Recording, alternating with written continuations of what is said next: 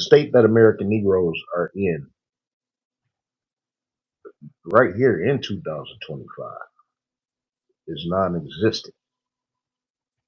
The place where we are headed, no one knows. But we got an idea. Welcome to Wrestling with Racism, where we wrestle with racism every single day of our lives.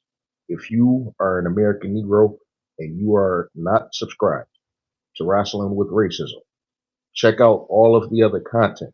And if it hits you to the core, subscribe and share with every single American Negro that you know, whether they are wrestling fans or not, as we have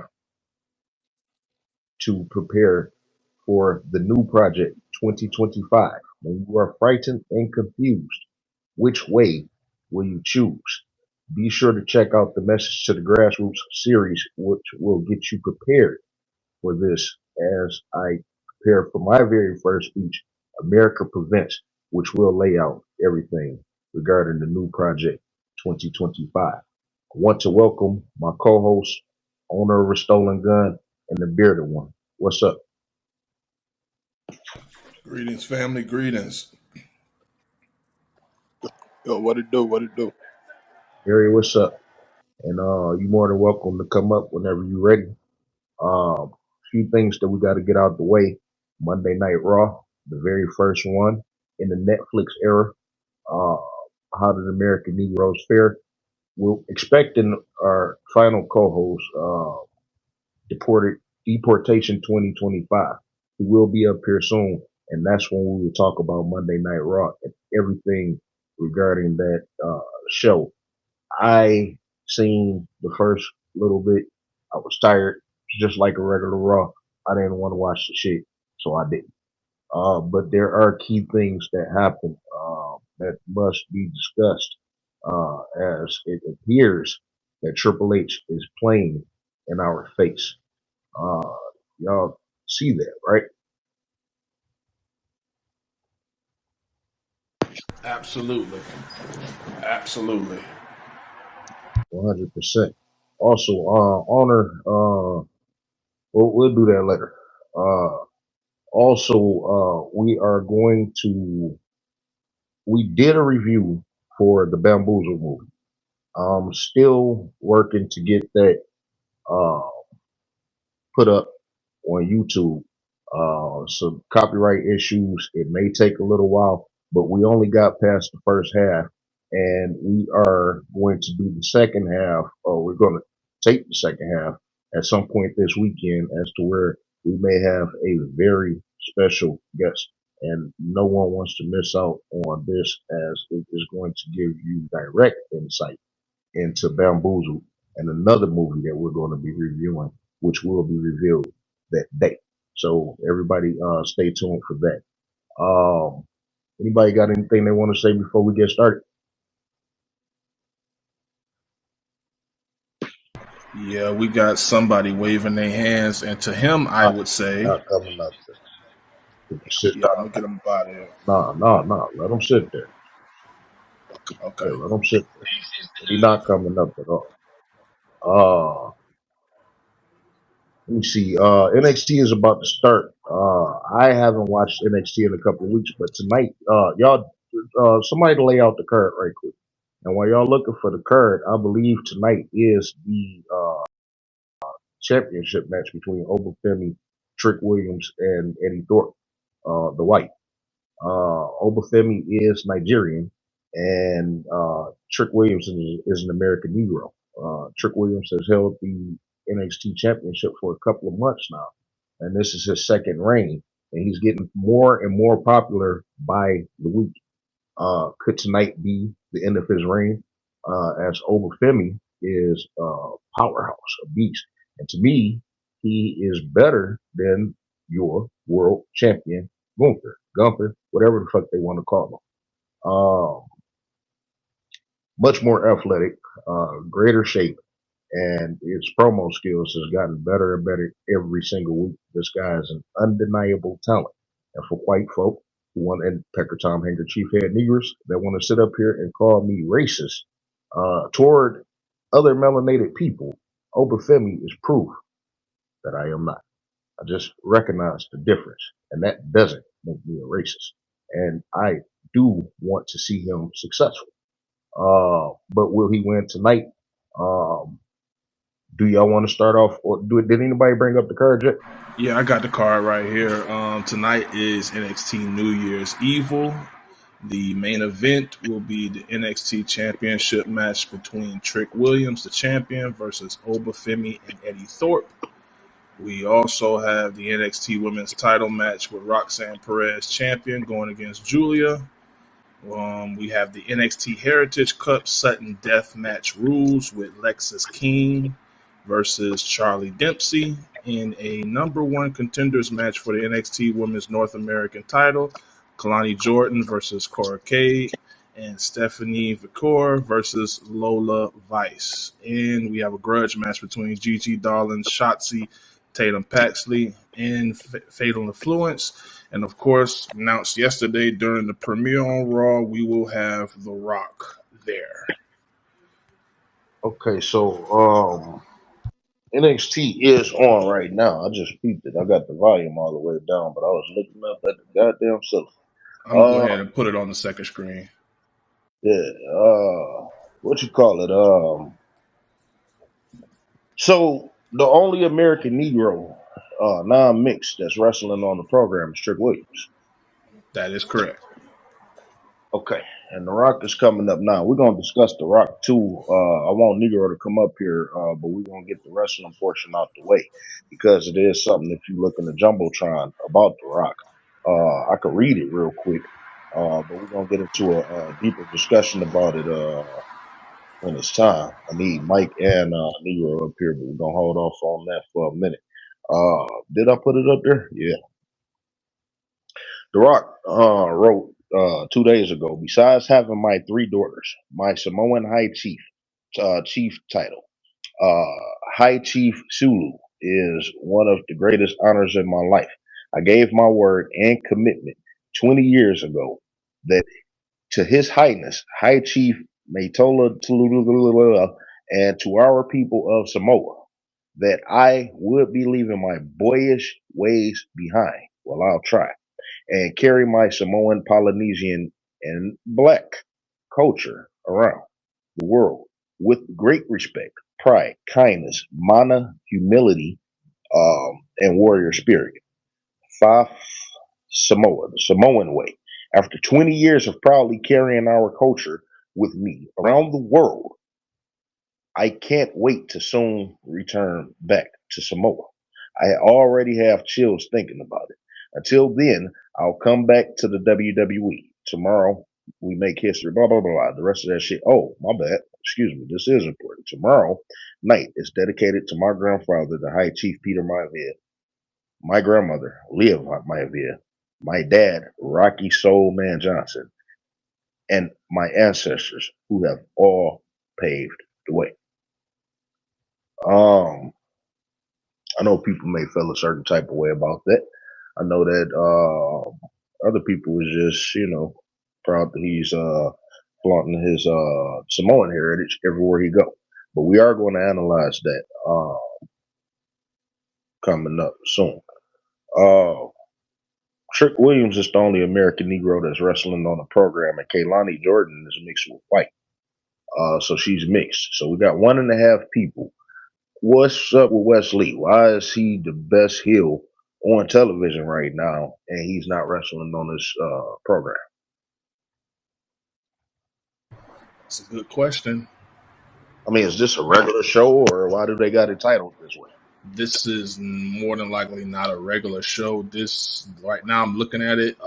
It's not in the PC. It's not at the Oracle, but it is in Los Angeles. Big stage.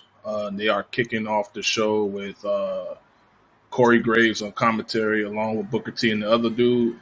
Wait, And Corey Graves got knocked down to NXT. Yeah, he's on NXT right now. So he's not on. And they're kicking it. Raw, SmackDown. No, he's on Raw, SmackDown, but they have him as a feature because I guess they're treating this almost as a PLE, but it's not. Oh, so you get Corey Graves. Yep. Oh, okay. And they're kicking it off with the NXT Women's Championship match right now. Okay. And has NXT ever had an NXT American Negro NXT champion, women's champion? No, not No, to my knowledge. Bianca never held it.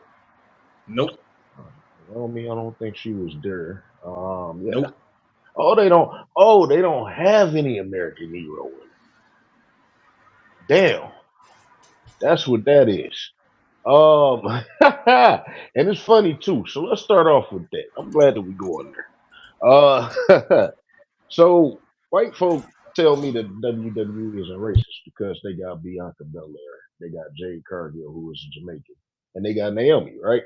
And they use them often, even though they missed quite a few PLEs last year, right? Um, and they constantly tell me that the WWE isn't a racist organization toward American Negroes and the lack thereof because of NXT. Yet NXT got American Negro males, uh, Trick Williams, Wesley, anybody else? Come on, that's it. That's it. I mean, they got a gang of tethers. Like, as a matter of fact, they're That's what grouping. they looking at. That right? That's what they looking at as Yeah, the one to yeah, say they're not racist, right? yeah. I mean, they got Wesley with a Nigerian and a Haitian. Uh huh. Two big dudes. Yeah, I've seen them. And they might not So be bad. I don't think I said Russell, but they might not be bad. And hey, listen, it's nothing against them people. But when I tell everybody that the problem is specifically against American Negroes, it's clear as day. Can y'all hear me? yeah, we hear you. Oh no, when he dropped out, it sounded different to me. But what you call it? The problem is specifically against American Negroes, and once again, they're showing you that they're going to use these other melanated people and going to give them success, whether it's minor success, crumbs such as Kofi Kingston 4-month WWE Championship reign, in which he never got the title back again. Same thing with Big E. Same thing with Bobby Lashley. Same thing with oh, them the only ones. Them tethers. They give them crumbs, and we hold on. We have to hold on to their success for a lifetime. We got to hold on to the Rock's success for the lifetime. But the Rock just told us that he take his Samoan heritage around the world. You know what I'm saying? Uh, Yep, so, yep. um, when y'all look toward NXT, when y'all go all the way down to NXT to say that the WWE is going to have black people are going to have a future um, in the WWE, a successful future in the WWE, they're showing me completely different. You know? Oh shit, we did overlook Last Legend and Jakar Jackson. Who are not on the card? They're not on the curb, but we did overlook them overall. Yeah, So let's bring them up. By the way, they're not on the card, right? Let's yep. go back to the hypocrisy of white folk, and let's say, like Ronald used to question me and say, is it racism or is it pandering? Uh, if they lose, it's racism. If they win, it's pandering. Well, again, they could win once a month. You know what I'm saying? Any other time they not being featured. These women were brought up to SmackDown. They were brought up to wrestle in Saudi Arabia. Not mind you, this was in response to no American Negroes wrestling at Bad Blood, right? This was the heat that the WWE came under, so they threw Jakar Jackson and Lash Legend in a quick feud with Jade Cargill and Bianca Belair for the tag team titles. Remember, they were And real, supposed. yeah, I remember, and I do want to put a quick note in that it seemed like Corey Graves was tasked to put Lash Legend over because at every turn, when Michael Cole was talking about the rest of the competitors, he was the only one talking about Lash Legend. So it seems like his objective was to look, see, this is what we have, Mhm. and That's what I got from that. Yeah. And let's look at this because at the same time, like remember they teased it with, oh, they were supposed to add this tag team match, but they got interrupted in something. So that gave them leeway to go to Saudi Arabia, which is ain't it weird? Don't y'all find it odd that out just randomly NXT wrestler get to wrestle in Saudi Arabia? Have they done that before? No, All right. With that being no. said, what was the follow up after that? And mind you, Lash Legend and Jakara Jackson performed well. Lash Legend showed that she was that powerhouse. She's actually better than Jade. She's strong and In powerful. every way, she's better than Jade. Yeah, she's strong and powerful. Here's the difference between her and Jade. Her moves come off smooth. You know what I'm Natural, saying? Jade can pick you absolutely up. natural. She just can't drop you right. You know what I'm saying? Yep. And it ain't even no Goldberg type shit. Goldberg look unconventional because that's what he was supposed to be, but it doesn't come off sloppy. Everything Nah, still fell and it seemed like it worked. And this shit just botch after botch after botch. Now, I remember Last Legend first match, and the WWE put this out on purpose. And I know that they did, and it's actually a good thing.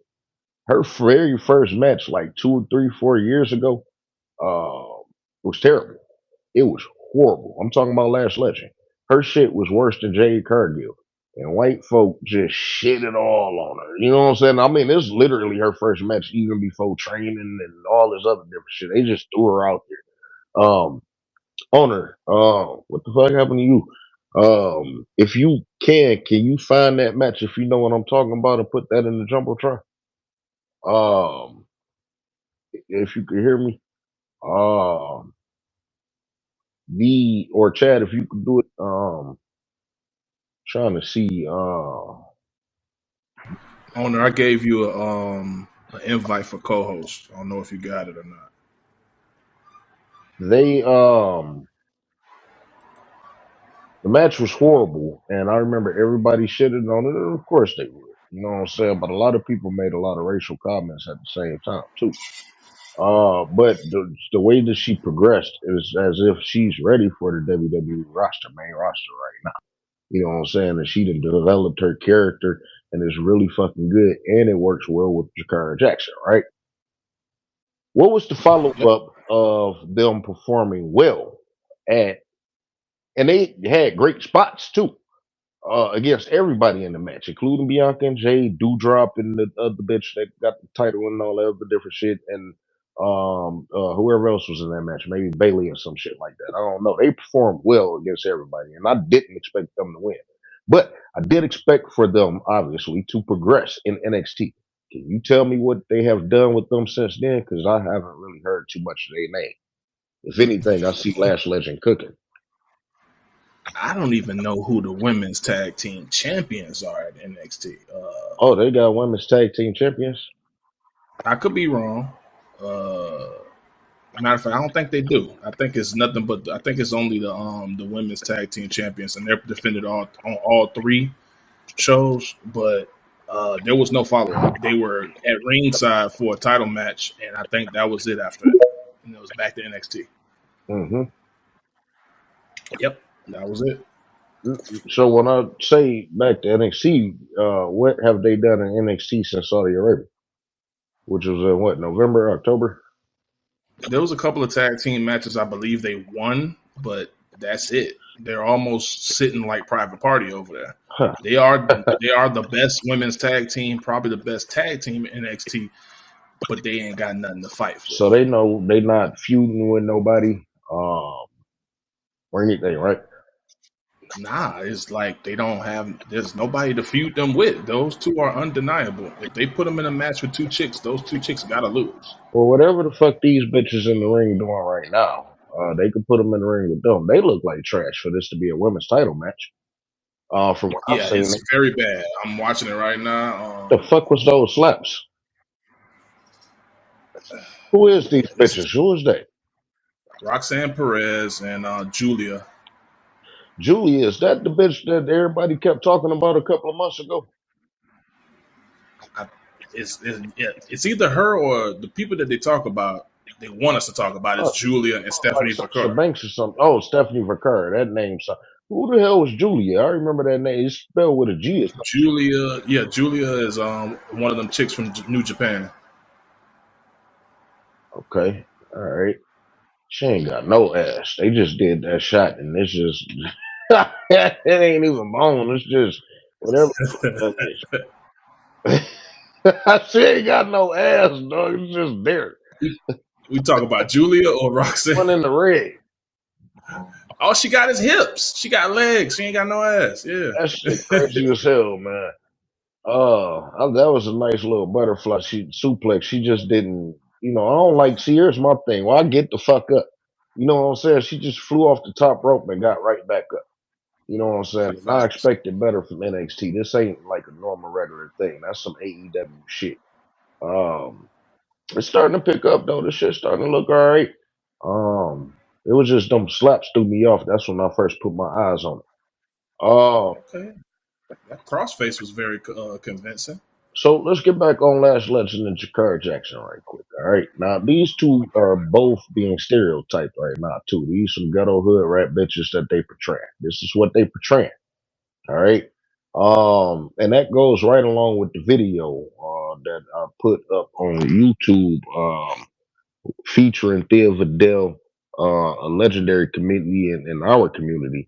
But she had her own television show, Thea, and that actually set Brandy off too, to where she became an actress and shit. But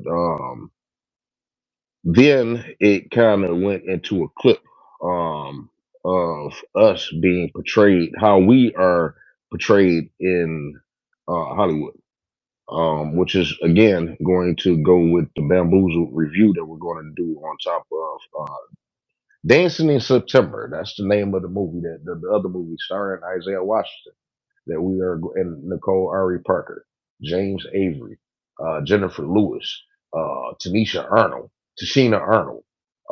Man, keep it real. Owner, do you know his name? Okay, I don't know if he there, but my man's played on a couple of things. I just can't remember his name. But they had an all-star cast. There's a lot more people that played on that movie. But I urge everyone to check that out. It's actually on YouTube, Dancing in September. And I'm in talks right now to actually get Isaiah Washington up to speak on that movie and Bamboozled in particular. We're just working on a date, but we're gunning for some time this weekend. Um, I'll just go ahead. I was gonna hold off on that, but I'm gonna go ahead on and say that now. But we're gunning for this weekend for that. Um, but to get back on Jakara Jackson and Last Legend, they are being stereotyped. And you got to remember that Bianca Belair is still a stereotype. You know what I'm saying? Um, and this is what's expected to come onto the WWE roster. However, do you believe that they're going to keep Last Legend and Jakara Jackson for another year, at least in NXT? It's a possibility. As we watch, Julia has just become the new NXT Women's Champion. Um, yeah, another non-black person had an extremely meteoric rise and become champion within less than 90 days. It's great. But another year, if they do, it would probably be for selfish reasons on Shawn Michaels' behalf. If they don't, I don't know what they're gonna do with them. The best thing for them to do is to immediately go after the women's tag team championships if they do move up. Um, then again, you got two American Negroes going at each other for the gold. Um, I don't know what they're gonna do, bro, because they're not doing nothing right now. It's a lot of spurts in nothingness. Um, it's very vague on what they're gonna do with them. I don't have no answer.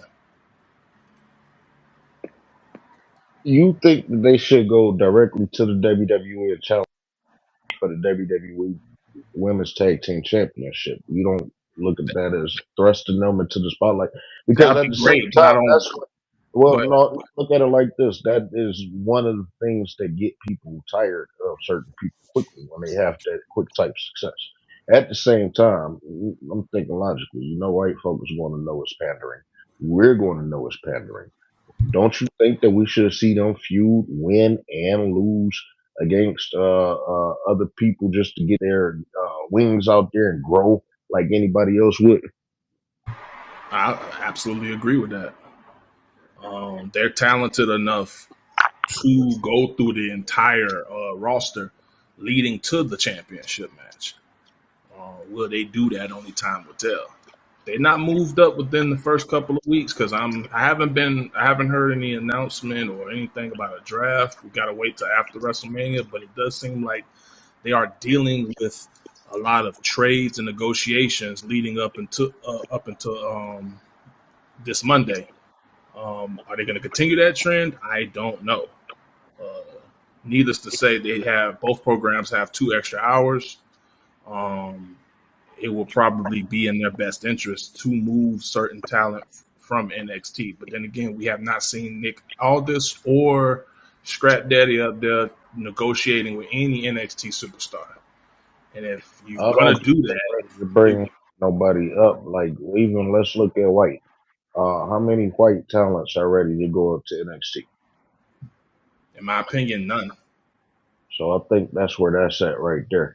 Plus, they trying to build their brand since they got on the CW, and I believe that they are going to get. Well, see, here's the thing. Now I just thought about this. Losing Obafemi and Trick Williams is going to be a major hit to NXT, and if they leave at the same time. With that being said, do you keep somebody? Do you keep both? But the main thing that I want everybody to look at too, because if they got the good ability in NXT, then they're gonna have great ability in the WWE. I believe they should stay in NXT. The problem is they're not going to make the WWE money. And if you're going to be doing WWE type shit, then you should be making WWE type money because they're still growing. And NXT is still the WWE. It's under the WWE banner. Uh, so with that being said, I prefer for them to be in the WWE for the money.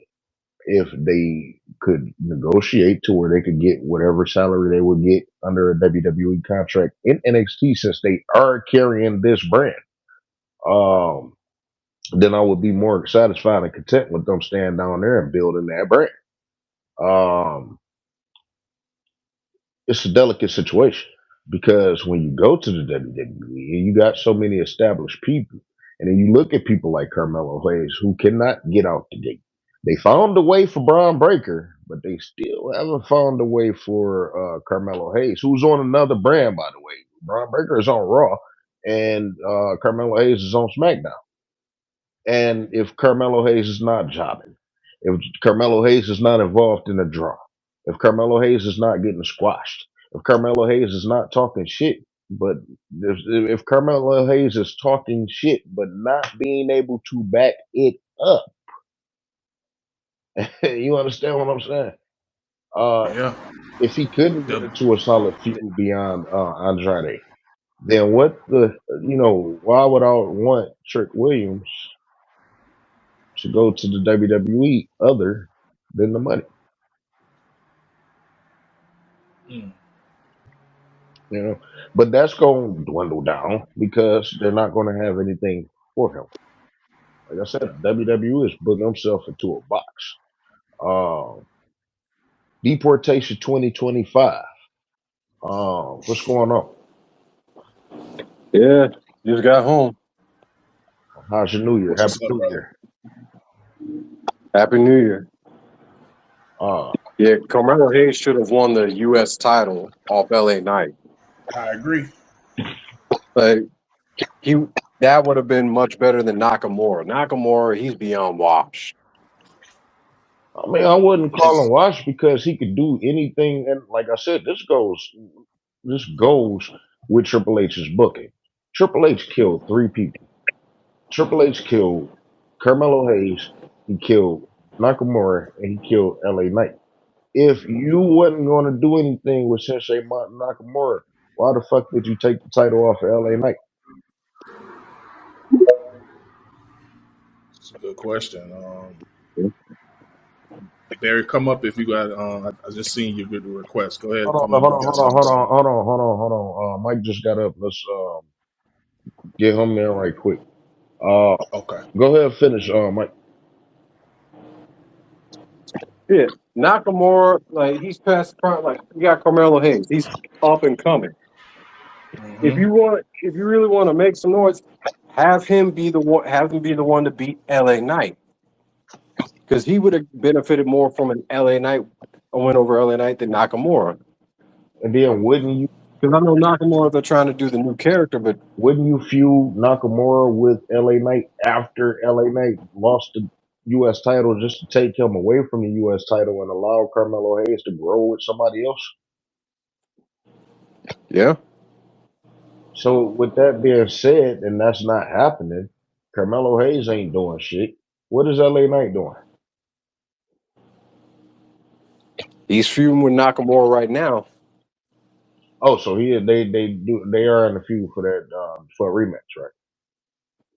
Yep, they're feuding because LA Knight's looking to get that rematch.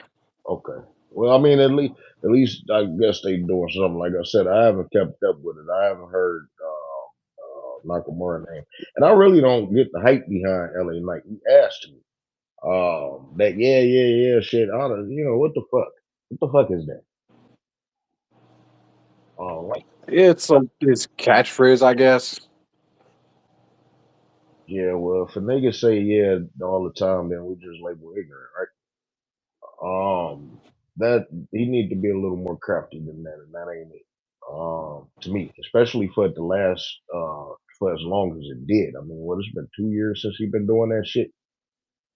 Yeah, I remember in TNA when he was in TNA as Eli Drake, he used to have the whole dummy thing. It's like dummy, dummy, yeah, Oh, so it's just piggybacking off of other shit. Who the hell is Carlos yeah, Ice? yeah. He couldn't do the. I guess he couldn't do the dummy thing in WWE, so I guess they had to kind of just.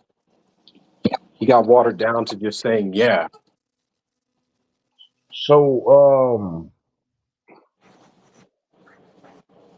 the anything else real quick? We all just got started, so I'm just putting everybody off on the floor right quick. Apparently, The Rock was hugging Cody Rhodes. What?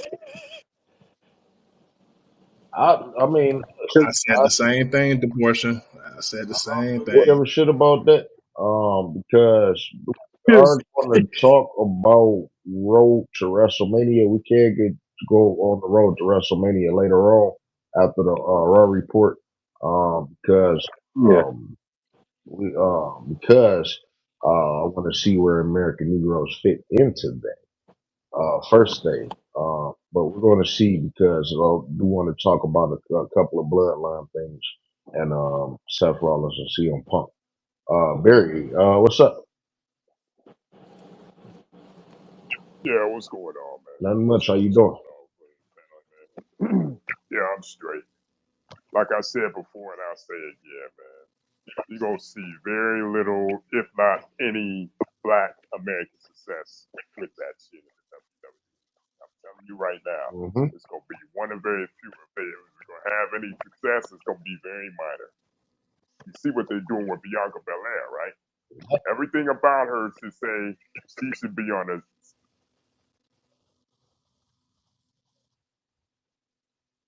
You went out. You went out. Can you hear me now? Yeah, I can hear you. No, I'm saying Bianca Belair should be at the center of the marquee, like every WrestleMania in her prime.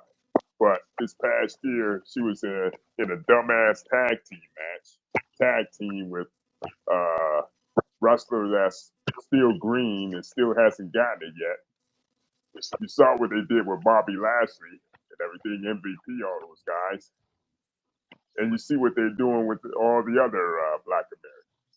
So it's not going to be 2025. I mean, I don't understand why you guys keep watching this shit. It's going to be not going to be any different than it was the past couple of years since Triple K was doing this dumbass shit. And it's not going to, it's going to be worse than it was last year. Trust me. I know. There's going to be very few Black Americans holding the title. Those titles, women's tag team bullshit don't mean shit. Don't mean shit. That's just another way to pander. Yeah. I mean, I don't watch this shit, but I follow. I see what's going on. I kind of, like I said, the only reason I got back into it, to me, the COVID era, Right. and 2021 was way better than the shit that's going on now. For me, 100%. now the only one I feel You went is out like again. 2020. Yeah. Can you No, hear me you good. now? Can you Yeah, hear me yeah. now? No, you good. You good. Go ahead. The COVID era from 2020, 2021, 2022 was kind of, that's when I kind of started watching it. To me, that era is better than this bullshit that's going on right now. Am I the only one that feels that way? No. Absolutely not. You're 100% right, Actually, brother. I want to say something about that. And yes, that was more enjoyable. First, let me start from the beginning. I can't watch it right now. This the other NXT is different for me. NXT, just overall presentation, wrestling, and everything. NXT is different to me. But as far as WWE and AEW, I can't watch that shit. Especially like it's declined worse and worse. It's not even just a racial thing, just overall product quality, wrestling wise, all storylines, all that shit is stupid. Um, One thing that I am doing though is bringing awareness to this problem. You know what I'm saying? Because, like you said, 2021 is what drew you back into it, and that was the time that we saw more color involved in the business, which was much more intriguing than what the fuck It they was got it going was on it now. was kind of enjoyable too. You know what I mean? You had the Hurt Business. You had you But see, had here's the thing though. uh, Here's the thing, though. I brought this question up a couple of episodes ago, and Barry, I don't know if you heard this or not, but you used to watch back in the '80s and shit. Uh, Creatively, I don't think there's nothing that nobody could do that we haven't seen before. And I'm not just talking about wrestling, all forms of entertainment, but in professional wrestling specifically, they could rehash shit. How do you feel like it would be if then coming off rehashing shit nowadays is boring? But if they actually put it in blackface, black people, you know what I'm saying? Develop black John Cena's and Stone Cold Steve Austin's and Hulk Hogan's and shit.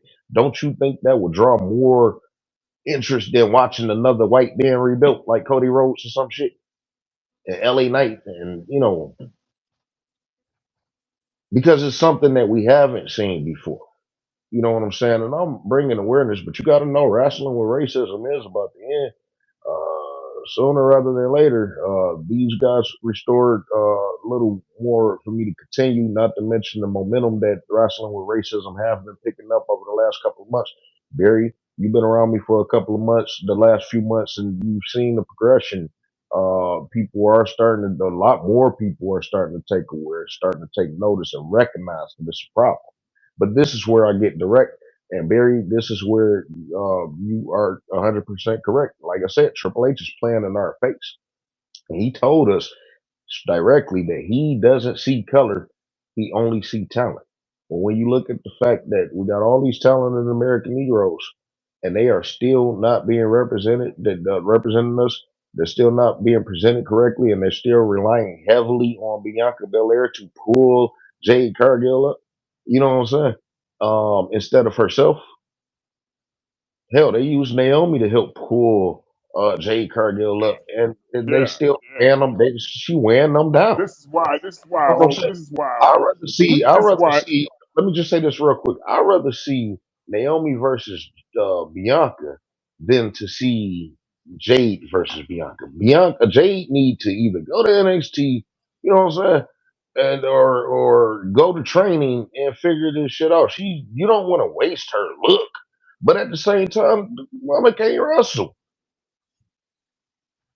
But here's the thing, though, man. I think some of that's on her. I don't think she's long for the business, man. I think in the next couple of years she's gonna make that venture to Hollywood. This is the only reason why she's in it, man. I followed her Yeah. a little bit. I'm not a fan of her and everything, and I was just about to say, I just hope they don't book this goddamn Bianca versus Jay match at WrestleMania. I really hope not, The problem has because at the always the problem has with Jade as wrestling. You can't just throw nobody out on TV and expect them to get it. She never had time to grow. You got to start from a small audience and fucking get it. She been out there. The AEW put her out there from day one, knowing the bitch can't wrestle, and then WWE fucking turned around and did the same fucking shit. And not only that, but they got her traveling all over the world.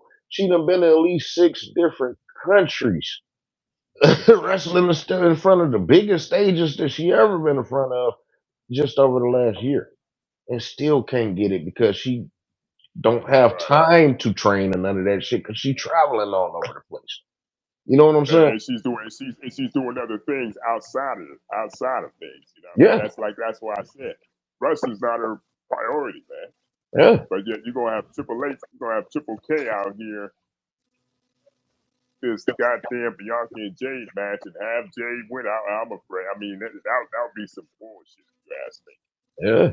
But then you turn around. But I don't know, man. I don't know, man. Like I said, this is why I say Wrestling with you're not gonna races see is just to get the ball you're not rolling gonna see because that many. You're not gonna see that many black champions this year. I can guarantee you that. oh, I'm not looking for champions. I'm looking for structure. We need creative writers. We need producers, and we need them up in them executive offices. We need scouts. See, the thing is, white folk sit up here and talk about what's available to us. I'm looking at the scouting. Why aren't these scouts bringing in more American Negro wrestlers? And it's tons of American Negro wrestlers in the independent scene around the world. ASP. Hold on, is you available? Let me try to find this ASE. And they getting ready to go on YouTube, so I suggest that y'all support them. They're independent promotion and this mass majority American Negro. Um, What's the promotion? ASE. ASC. Mm-hmm. Okay, You never heard of them? Darius first time. Lockhart, Darius Lockhart, Myron Reed, and a couple other brothers. And these aren't American Negroes. You know what I'm saying? And they Nice. it's practically all black. But they're starting a YouTube channel. That's going to say weekly programming. So it'll be available for American Negroes to sit down and watch. And I advise everyone to support them and spread the word and continue to share their shit every day. Because that's going to take notice. You know what I'm saying? It's going to take notice. Like Yep. it's something different. It's something fresh. And they're not even doing the stupid wrestling that the white folk is doing over there in AEW. It's not stupid. You know what I'm saying? This is what we need. Again, and the WWE not willing to do that. Now, unfortunately, the WWE is the only place to actually make money. You know what I'm saying? That's why I say, like, it needs structural changes. We're not gonna get no changes on television unless the organization is changed up. We got these white writers that's out here writing on how they think that we act and should be portrayed. You know what I'm saying? And that shouldn't even be the case at all. Not saying that these stereotypes, that you can't have your stereotypes. I mean, stereotypes are stereotypes, and that some of them can be real. But everybody, you know what I'm saying? Everybody. So if last year was the eye opener, um, Triple H is not only saying that he don't see color, but he's telling you that he don't believe that American Negro wrestlers are talented. Even though they relied heavily on Bianca Belair, it has been shit that she missed. And does anybody have an update on the Street Profits? None. All right, so Need to put them on a milk carton. Do people still do that? I don't know. I mean, social media will be bigger than the milk curtain. You know what I'm saying? Yeah. But we're gonna get on that. Everybody retweet the space. Hashtag wrestling with racism. Um, let's get on Monday Night Raw. Real quick. I only seen the first 30, 45 minutes, and I was out of it. I had to get the kids and shit ready. They got back to school today. I didn't watch that shit, and I didn't care for it. And the shit that I did see, I didn't care for. Mike, did you watch Raw? Nope. Listen, man, I ain't never lied to you yet. Why you gotta come up here with that bullshit? Bullshit. I did not watch Raw. Shit. There we go. There we go. I like that. Chad. I didn't. Yeah, because I've seen clips on Twitter, but that's about it. Okay. I took the L for the team. I watched it in its entirety. I took notes, about 3 pages worth. Trust me, I was double spacing. Watch the answer. Yeah, I took notes because I knew it was gonna be some bullshit. The show did kick off. Huge spot for Triple H. The man came in there like he was goddamn Zeus, ushering in new eras, pyros everywhere. As far as the presentation is concerned, I don't see it getting any better than that. They had a cheat code in that arena. It was a lot of technology. It made the product look good. Yeah, that was the product good? No. It was not good at all. They did a vignette, and out of the entire 2 minutes of the vignette, I saw 2.5 American Negroes. That was Mike Tyson. Well, no, I saw Naomi, Jade, Bianca, because they did the whole little, when they did the pose with those 3 right there, they showed that, and they showed Mike Tyson. So that's all we got. Everybody else was... for the record, they didn't show R-Truth. No. They didn't show the New Day. They may have, but no, I don't think so. Okay. I would have saw it. We're going to get on the New Day in a second. And one of the reasons why, if they didn't, maybe because the Big E thing, then again. Well, they did show the New Day in backstage, and they did speak for a minute with, I believe it was with LWO. And I guess they're trying to boost that tag team match next week, and I don't think Pentagon is going to be in that match because it's pretty much 100% that Pentagon is going to go against Chad Gable. Okay, and I think, honestly, I think that was a curveball because everything pointed towards Rey Mysterio choosing Pentagon as his tag team champion. And then they just threw Chad Gable in there saying he wanted to face any luchador. Any luchador. Come on now. We know who that is. And they did a whole vignette for Pentagon basically saying that's him. They showed his mask on a vignette. Ignorance to the wrestling fans that's listening to this. And I'm telling you, who the fuck is Pentagon? He didn't have so many name changes, but are you familiar with Rey Fenix, Mexican? Okay, didn't AEW just hold him back or something? Yep. Yeah, Pentagon, that was his name in Lucha Underground and TNA. I thought Tony Khan wouldn't let him go, so he's still there just for like a month ago. Oh, that man's gone. Those rumors of him being in WWE have been confirmed for about a month. No NXT. He's going straight to Netflix on Raw. Okay. All right. Oh, no. So you say he haven't debuted yet? He has not debuted. They're shooting out. They did tweets. Yet. They did tweets. They did posts, and they just did a vignette during the show yesterday. And you can clearly see that it is the Zero Miedo and his mask on the screen. So they're promoting him like crazy. So how many active, for the record, how many active Mexicans do they have on Raw? You got Rey Mysterio, Dirty Dom. I believe Dragon Lee is Mexican. there's another one. I can't remember his name, but they do got that Brazilian dude that's tagging with him. But the other one is a Mexican and Pentagon. So there'll be about 4 or 5. I might be off a little bit, but that's it. And on the American Negro side, you got R-Truth and Xavier Woods. how many Hispanics? No American Negro women, right?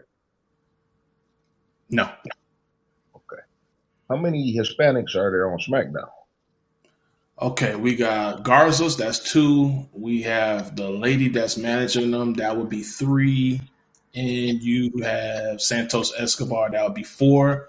And 5 with Andrade, so 5. So you got 10 Hispanics total on Raw and SmackDown. Correct. 2 on Raw. No females. On SmackDown, you got Street Profits plus B-Fab. That's 3. Bianca Belair, Naomi, that's 5. Carmelo Hayes, that's 6. Oh, SmackDown is the Negro show. There you go. That they don't use. All right. So you got 8 and 10. All right. Mind you, the Street Profits is not active. So that's 6. B-Fab is not active. That's 5. Sidebar. Motor City Machine Guns have effectively taken all of the TV time from the Profits. Yeah, and along with the other small motherfuckers. Which why couldn't the Street Profits do what they did? But whatever. Trying to think, who else did I just name? So they only doing shit with Bianca Belair and Naomi. So that leaves 2 versus 5. All right, cool. And then you go to Raw, and Xavier Woods don't wrestle worth a damn, but whatever they use. No, I'm not happy with that. So 1, and then R-Truth, they not doing shit. So basically, they not doing nothing with but 2 American Negroes. Got it. That's the understanding that we all got, right?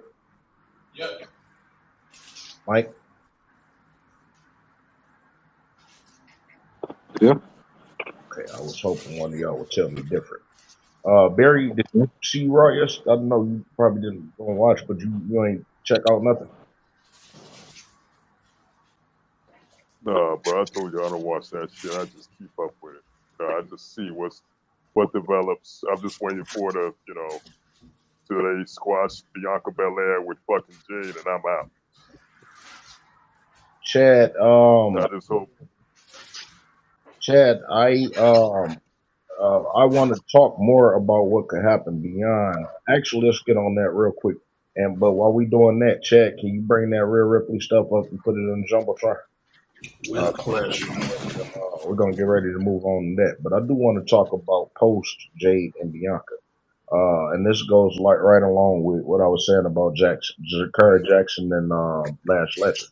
If they do, by the way, HBK WWE did repost a picture of both of their White is Right champions, Rhea Ripley and Tiffany Stratton. Check. Yeah. You post that. We're going in order. Yeah. I got you. Yeah, I'm just bringing that to your attention before I put it up. Our Negroes like to jump the gun, man. We got a program. Trying to get this out the way so we could get there and not have to go back.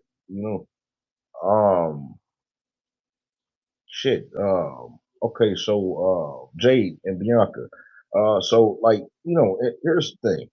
I don't even know how they're gonna pull this off. If they do it at WrestleMania and shit, I think they might wait because if Jade and Bianca feud with each other and face each other at WrestleMania, what the fuck do that leave Naomi, or is she gonna separate herself from it? Because y'all got to remember that Naomi is the tag team champion with Bianca. So is they gonna lose the tag team titles, and then if they lose the tag team titles, how Jade got to Naomi has to factor into this feud somehow. Do she side with Jade? And if she do, why? They ain't got no fucking history together that's genuine. Then again, she sided with Bianca, and that means that somebody else have to side with Jay. They're not going to go 2-on-1, especially with your top two faces being, you know what I'm saying, teaming up against one inexperienced green girl. You know what I'm saying? So it's just it's the booking. Triple H, like I said, is booking himself into a fucking box to where I don't believe he's going to be able to bring this shit out in sincerity and make it look good. And then on top of that, what do you do with them? Because Bianca, you're not going to dumb her down this year. It's going to start happening in 2026. But do you keep her on top? At the same time, especially if Jade do beat Bianca Belair, how do you keep her on top? You know what I'm saying? At the same time, what do you do with Naomi? At the same time, what do you do with Lash Legend? At the same time, what do you do with Shakira Jackson? WWE is putting themselves in the box. And eventually Triple H is going to have to confront this. And this is what I'm waiting. You know what I'm saying? Wrestling with racism set the siege. Actually, I didn't. The WWE already planted the seeds to be exposed. You know what I'm saying? Barry, me and Chad was already talking about wrestling fans drinking the Kool-Aid. Uh, this is a subject I think that we need to move on to. Mike, Yeah. why do you believe you and a lot of other American Negro, actually all American Negroes that watch wrestling are still watching?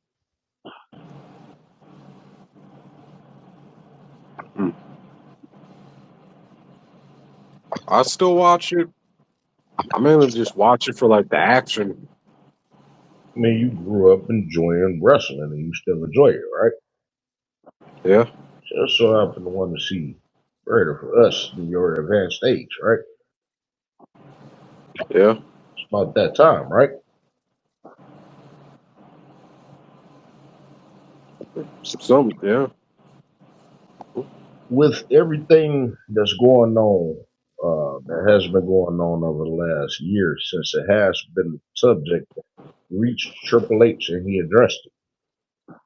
If nothing changes by the end of 2025, can you find yourself still watching this shit? Watching wrestling. Yeah.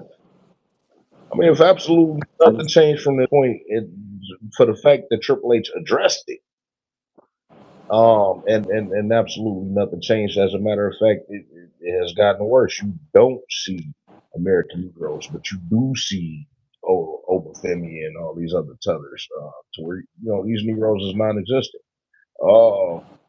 You still internally find yourself watching. I haven't really watched it to begin with. I only watched WrestleMania 40 for The Rock. I keep forgetting that all of us is on the same page. Quick skip. Chad, how about yours? But do you see yourself watching it if they were to elevate? Let's say that everybody did fall into these roles, and let's say that these top spots do get painted with blackface. I consider watching again. We are the natural entertainers in the world, athletic people in the world, and I believe that we can elevate this sport if done correctly and consistently. And what I'm saying? The white folk not gonna let that happen anyway. Too. That's another factor that we facing. Again, put your money behind ASC. Go to their shows. If you could travel, if you request for them to come to you. You know what I'm saying? Just try to do more to support them openly. Everybody, I think everybody should try to do more to support them openly and take their viewership to them. I will be watching every week. If it's good, obviously, right? Chad, do I got to repeat myself? With the same question that I just asked Mike. No, you don't. I probably will stop watching it opposed to how I'm watching it now. You know, production value and storytelling can only get you so far when the person who's running the show is clearly saying that people that look like you are not talented. That's not the first time I've heard that. I've heard Stone Cold say some slick shit about that also, given the Well, fact that he was talking about hold Kofi. on. But, you know. Wait. When was this? Oh, it was a few years ago when he was hard on his podcast. Someone brought the question up and said, Kofi's been there for years. Why hasn't he been given the same attention that Seth Rollins is getting right now? And Stone Cold flat out said, I don't know. Maybe it's a talent issue. And a lot of people were calling bullshit on that. You can't sit here and say that Kofi is not talented. The man steals the show in every big match that he was in at that time. So Yeah. what's the problem? It has Actually, to be racism. Kofi came out on fire with the shit with Chris. I remember when Kofi first came out. I didn't think they was gonna move forward with him the way that they did. And they Mm-hmm. put the Continental title on him within a couple of months. He's been multi-time tag team champions. All the success that he had before the New Day, I was happy for it. And I didn't, this was before delineation and all this other different shit. He Mm-hmm. recognized a certain shit. You know what I'm saying? I viewed him as us. And he's never been. By the way, he's never openly been disrespectful. But hey, why would he, right? This is how he's gonna make his money. We're gonna lead into that. Speaking of that, but for Stone Cold to say some shit like that, because what is the difference between Kofi Kingston and Seth Rollins? Difference is WWE has changed Seth Rollins many times.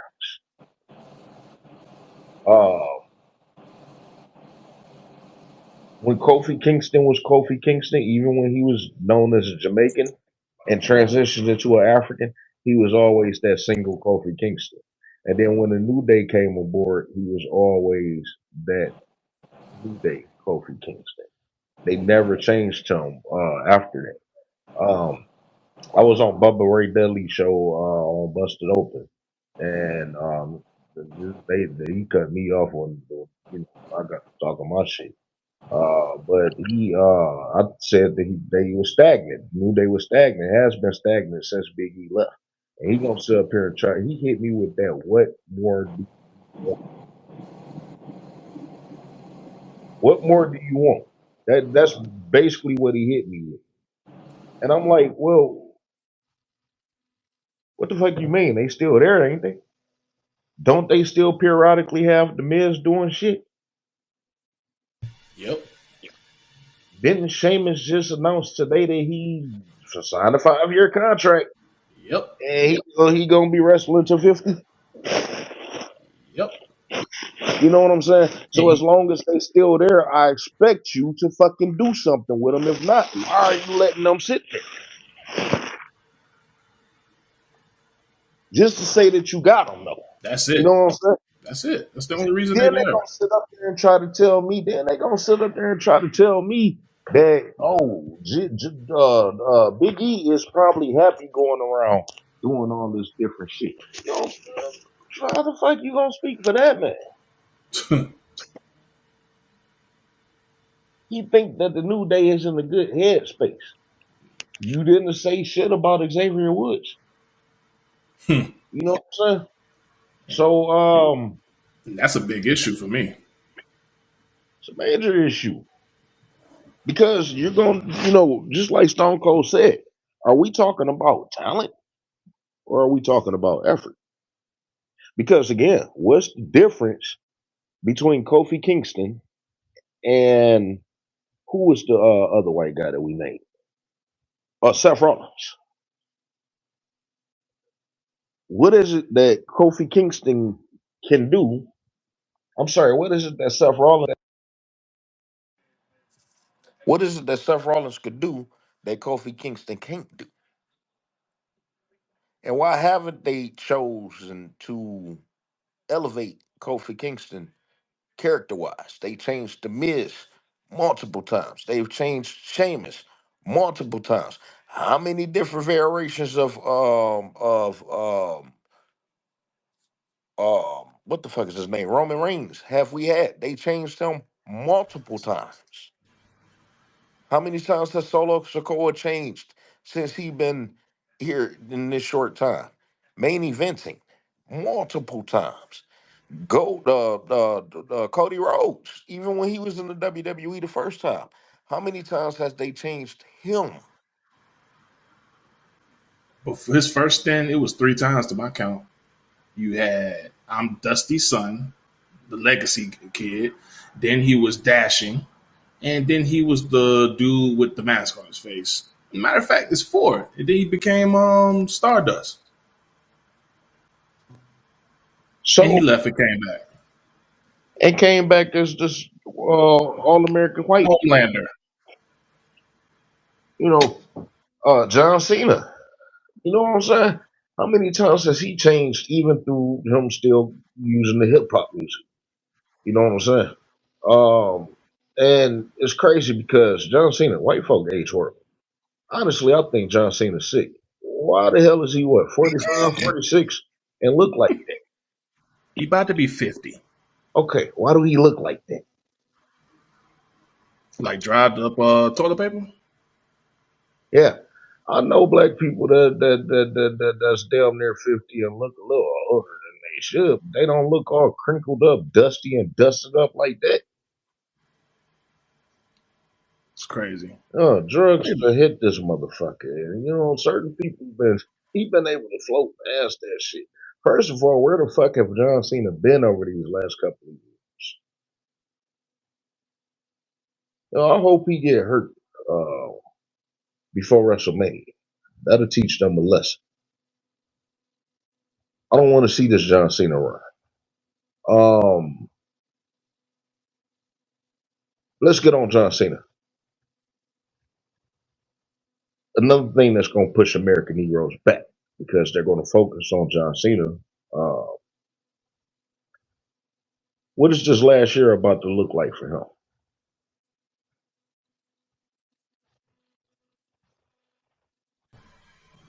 I'm sorry, I had to change my headset. Who are we talking about again? John Cena. Saying this year is about to be John Cena last year. I'm He's happy you asked that question. Let me turn the page on my notes real quick. John Cena did the good old boy attempt. He basically said he don't expect to he downplayed himself. He said he's old. He don't expect to win the championship. Hold on, time out. For the record, time out. Go ahead. The Rock and his daughter is on TV. I'm watching The it right Rock's now. daughter is ugly than a motherfucker. That's an ugly bitch. She looked like It's the forehead and the teeth, bro. So in other words, it's her father's fault. it's her jaw. I don't know. She got them biggest. She looked like gosh, she looked like Tia and Tamara. But she looked like what is that fucking shit called? One of them it was a cartoon on Cartoon Network. They was blue, I think. They wasn't ghosts, but they was like a clay mold or some shit like that. What is that shit? She just looked like a fucking mold of something. God damn. I think it was purple or blue or some shit. I don't know. You just got to see it to know what I'm talking about. I can't. I don't even know what to look up right now. But it was on Cartoon Network like 10 years ago. A little blue thing just looked just shaped like a goddamn I don't know eraser or something. I'm just saying that bitch ugly.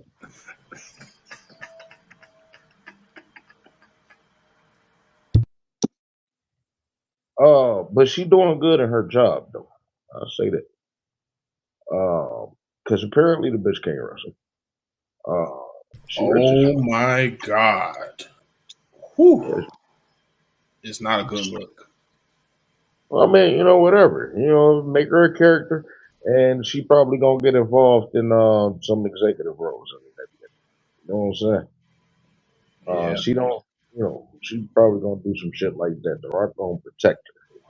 Michael Jordan couldn't get his sons to play basketball, so they got high executive roles in Nike. You know. I just had to say that she was ugly. All right, go ahead. With the what you were saying. Come on, you know what you were saying. Lord have John mercy. Cena. John Cena. Go to finish with John Cena. Yeah, he humbly called his shot. It's looking like he has his eyes set on breaking Ric Flair's record. And when he said that, I was like, who cares? I really don't care if you do or you don't. If More than you likely, he don't do it. Do you think it's gonna happen at WrestleMania, or would you wait? he threw out a lot of scenarios, but he has his eyes set on the Rumble. Okay. I don't like all this predictable shit. Yeah, Um, plebiscite sucks. in the Royal Rumble because honestly, nobody else has got enough heat to win the Royal Rumble. I mean, predictions, Mike. Do you predict anybody other than John Cena winning the Royal Rumble? If you're there, deportation 2025, which we headed that way. Um, and owner, if you available, come on up because we really, really got to get started. Um, John Cena. I don't like all this predictability shit. Uh, I don't want to see John Cena versus Cody Rhodes. I don't want to see John Cena. You know what I'm saying? There's no matches I really want. I could go for John Cena versus Randy Orton since Randy Orton still got it. Other than that, he don't have no ties to anybody that make me want to see him. You know what I'm saying? John Cena and Roman Reigns don't make sense. Um, John Cena and Kevin Owens, Kevin Owens could, be good for him for a spell. They had a history. Um, What if they do some shit that they've done already and put him against Solo? they're going to do all that. I have figured, yeah. Solo They're did going. kind of fuck him up. I ain't gonna lie. Well, let's get on Solo right quick, and I think we should have started with that because the match was first, right? Yep. You know Roman got to get back to vacation time. No, I mean the match was before John Cena promo, right? Yeah, it was the first match. All right, so that match was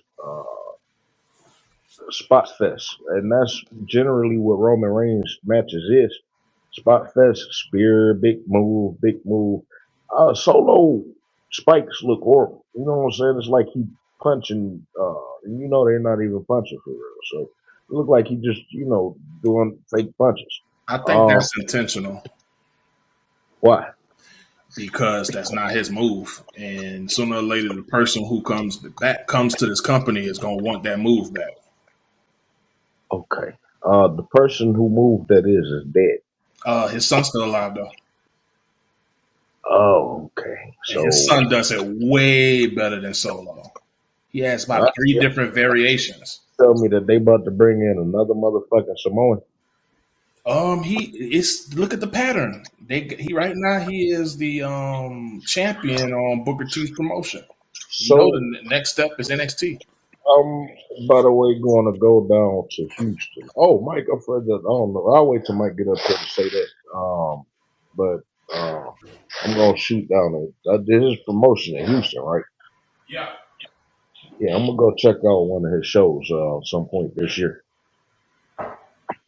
Um, he got some talent, man. A couple of I Ed Stone. I like Ed Stone. Ed Stone's pretty solid. love reality of wrestling. Yeah. Another promotion that everybody should promote. Mm-hmm. I love reality of wrestling, and the key is, the WWE do use his students as well. Yep. Um, so uh, who is his most successful student, by the way? Roxanne Perez. Yeah, so not an American Negro. Yep. And he loves that little girl. Not to mention, he has American Negro students, right? Yeah. Yeah, Ed Stone is his guy. He always yeah, puts him over on his radio show. yeah. So the thing is, just WWE just not wanting it, right? Pretty much. Yeah, that's what I thought. Ed Stone has been there almost, I think, like half a decade. Top guy on that show. And Hmm. he has to sit there and watch everybody go in front of him. The latest one was Zilla Fatu. So and just to show you uh how fucked up the WWE is. Once this thing with Bianca Jade and Naomi is over with, the WWE is gonna be scrambling and not knowing what to do with them. Well, all of the Samoans that's in the WWE right now, I guarantee you they're going to find some individual success for them once it's all done, over and done with, right? They like look what they did with Jacob. Jacob is the biggest, baddest monster on both shows, and he hasn't been there for more than 3 months yet. I think he's been there for just about 3 months. I'm sorry, I know that he's popular and shit, but I'm not buying him. I don't see, like him being so loyal to Solo is really it I think takes me that's away what's from it. throwing me the fuck off from That's what it is. That's what it is, bro. That's what like it is. he was a loser before WrestleMania. And throughout this time, he done got WWE title matches, lost. Like how what are you the tribal chief? What is this tribal chief shit? What is that? But that's the thing. WWE book everybody like that. Like they don't really book people to get over. Everybody's like 50-50. They working for the Mhm. night, right? Yeah. They just seem like they working for the night. And no, but like I said, they not. That's why I was saying about Last Legend and just Curry Jackson. Don't just throw him out there. Put some care into him. Just like I'm sitting up here watching Brian Pillman's son right now. They put care into him, Yep. and this is some good shit that I'm watching right now. I didn't see that in NXT. I'm sorry, in AEW, and I didn't see that when he first got in AEW. But they gave him an opportunity to build as to where he's performing well right now. You know what I'm saying? Yeah. And to give credit what credit is due, Lexus King is the only person I see, a white man I see that can actually get away with hair enhancements. That's all. Well, yeah, whatever. Um, Oh, by the way, I posted that Rhea Ripley shit in the Jumbotron. 3 posts. yeah, I'm gonna get on that in 1 second. So where does Solo go now? Because Solo beat John Cena and Roman Reigns before. So where does he go now? That's what I wanted to move on to. Hey, man, you like to jump ahead, man. I just did My that so you bad, could bro. be set up. I kind of meant to tell you to put I was just thinking about that. everybody that need Like to put their WWE not stuff in the booking people to get jumbotron. over. Put them in the jumbotron now, so we ain't got to scramble for the shit later. That's low key what I was having, but I do want to stay in order on this raw shit real quick. So we still on the Solo stuff. What is going to happen next with Solo and Roman? Do this end that? What the fuck? I've heard some rumors that they're going to divide and conquer.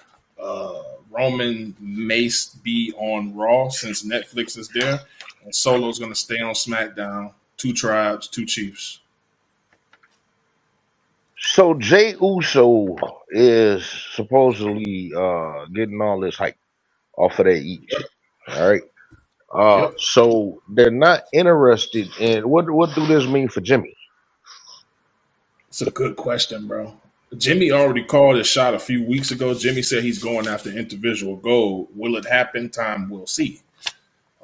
I would not be surprised if they put both of them guys back together and put the tag team championships Well, on. if they I do will not that, be just surprised. take that off of what. That's what I say. The WWE is booking themselves into a corner. Obviously, they riding Jey Uso to the wheels fall off. But see, once again, showing the hypocrisy of the WWE. The WWE is going to find another way outside of this yeet to elevate Jey Uso. Yet Bianca Belair is still going to be swinging her hair. You know what I'm saying? That Trick Williams makes my still going to be out blood there with boils. that whoop that trick. You know what I'm saying? Yeah. Like I said, they don't have the ability to. They don't. No, I'm sorry, not the ability. They don't want to elevate American Negroes other than that stereotype that they initially put them under. That's what I'm leading to on all of this. How many times have Charlotte Flair switched up? Every time she won the WWE Women's Championship. How many times have Becky Lynch switched up?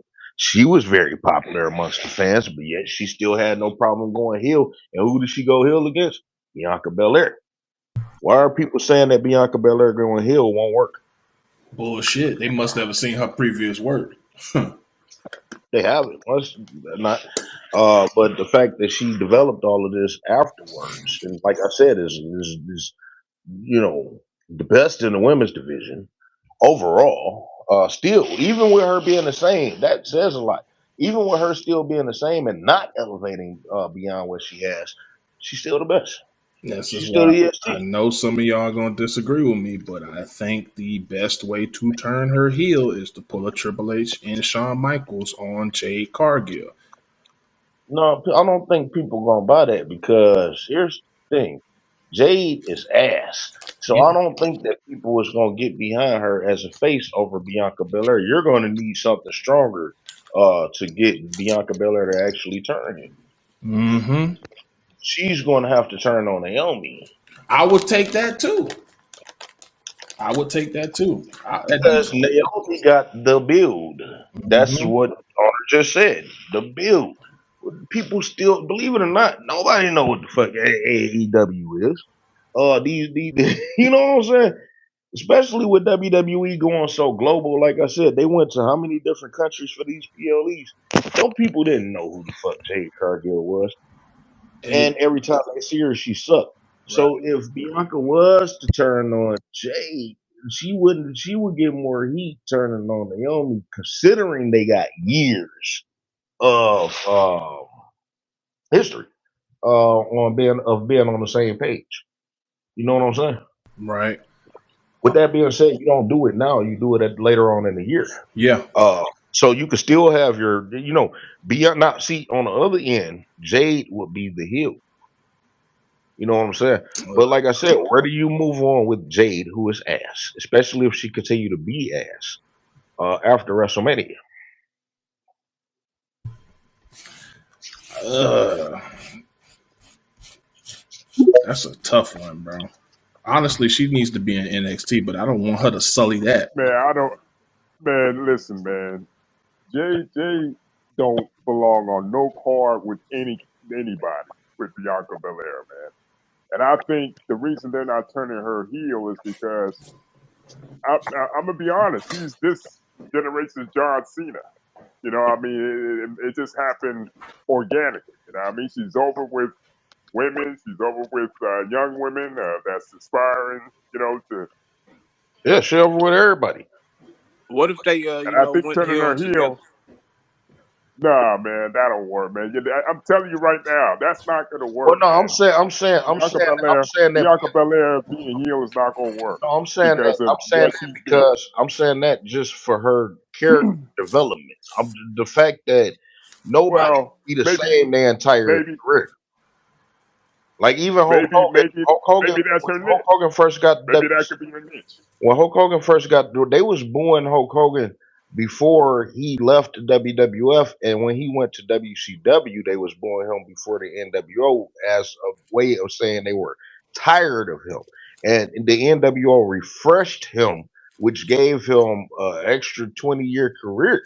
You know what I'm saying? You know what? Even though we not tired I of don't. Bianca, I want to see her elevate just like Kurt Angle elevated into so many different ways.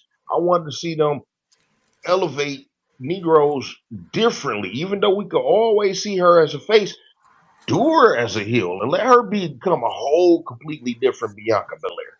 You know what I'm saying? Just because But she thing can't. is, though, I want to ask the question. Then when you're done, No, you good. the I'm set. the ultimate warrior. She would kind of remind me. This might be cliche. This might be kind of weird, but she kind of reminds me of the Ultimate Warrior, man. The Ultimate Warrior was never heel, and he was over. Goldberg was never heel. But Cena was never heel. The thing about Ultimate Warrior is Ultimate Warrior low key had short spans. Yeah, he was in the WWF from like the late '80s to the early. I mean, literally the late '80s to the early '90s. And then his rings after that, he didn't do shit after that. '96, he was there for 3 months or some shit. And so really, Ultimate Warrior only had 2 years, 2 3 years.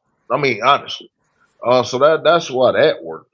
Um, but not to mention, that is a super spectacular character that it's a character. But Bianca I Belair don't is a see. person, and people elevate. But I'm saying, crowd reaction. I haven't heard no boos. No, From no, what no, I no, see no. They from no, they because of how they're presenting her, they're not booing her. But this is what I'm saying. This is what I'm saying. When Kurt Angle, the worst thing you can do. The worst thing you can do is have Bianca be the heel and Jay be the babyface. That's some well, I'm bullshit. not even talking about with Jade. I'm talking about she could turn on Naomi. You know what I'm saying? Or even if it's a white face, or even if it's let's say that they elevate Lash Legend and Jakar Jackson. You know, I mean, honestly, Barry, let's be real. You want to see Bianca 5 years from now, right? I mean, On top, I mean, you want to see her on top not 5 years but from now, but over the next. the only reason she's not on top now is because certain. I need you to hear me out though. I need you to hear me out. You want to see her on top for the next 5 years. If you want to see her on top for the next 5 years, by next year or the next year or two, she cannot be doing the same thing that she's doing today. And even when she was women's champion, even if she was to get the women's championship again, she can't do the same shit that even though she's still getting them pops now, next year she's not gonna be getting them if she's doing the same stuff as far as just coming out the way that she do. And I don't know. I don't know about that, man, because like I'm telling you right now, man, you could be so over, man, that I don't know. Being a heel could hurt somebody. Hurt somebody's. well, I mean, I don't know, but man. I don't know. even I if don't she, know. but You know more than I do, man. even if she was to remain the face, I'm just saying change the character up. Right, You know what right, I'm saying? right, So right. even But if give them more of an edge without give them more of an edge. it's not so much heel and face. It's changed the character up. You know what I'm saying? Even if it does involve Give them a more of heel an type. edge. Yeah. So yeah, Give them just more of an edge. I'd rather have them do that than actually turn their heel and have somebody like Naomi or Jade as the baby face. I mean, yeah. if anything, Naomi will probably make a better heel than Bianca. Yeah. Well, I mean, as the business changed, the characters change, and so even though she may not seem like she could be a heel today, with other characters around her, it may make a little more sense for her to be a heel. I At want the to ask a time, it's just question. hard to determine that if it's not happening right. I want to ask a question though. Yeah. Like, why is everybody so animated on Jade Bianca's character, but Jade does the same thing? She has the same character. She hasn't really evolved. I don't think that nobody care. You know? I don't think that nobody genuinely care about Jay. And You two think so? and two on top of that, Jade just got there this year. So if Jade, and the same thing. And then I'm gonna say this, not just Bianca, it's with anybody. If anybody is doing the same shit, over a course of 10 years, 5 years, 10 years, you're gonna get tired of the shit of the person. People got tired of Stone Cold Steve Austin by 2003. They did, to the point where they didn't give a fuck if he left or not. Him, Stone Cold Steve Austin, leaving for good did not hurt them in the ratings. As popular as Stone Cold was and how he built the shit, him leaving, people was tired of him. You know what I'm saying? The ratings actually went up when he left. Could you imagine if Stone Cold Steve Austin had been consistently on top 2 or 3 more years after he was? You know what I'm saying? You wouldn't have John Cena. So it's just I just believe that people should elevate and especially when it comes down to American Negroes, they keep looking at American Negroes in the one track mind. The only massive change I've seen of an American Negro in the business was Booker T, and that was short. You know what I'm saying, with that King Booker shit. Uh, that's a problem. It's a historical problem. I want to get back on Solo and Roman right quick. Um, who do you have Roman Reigns face at WrestleMania?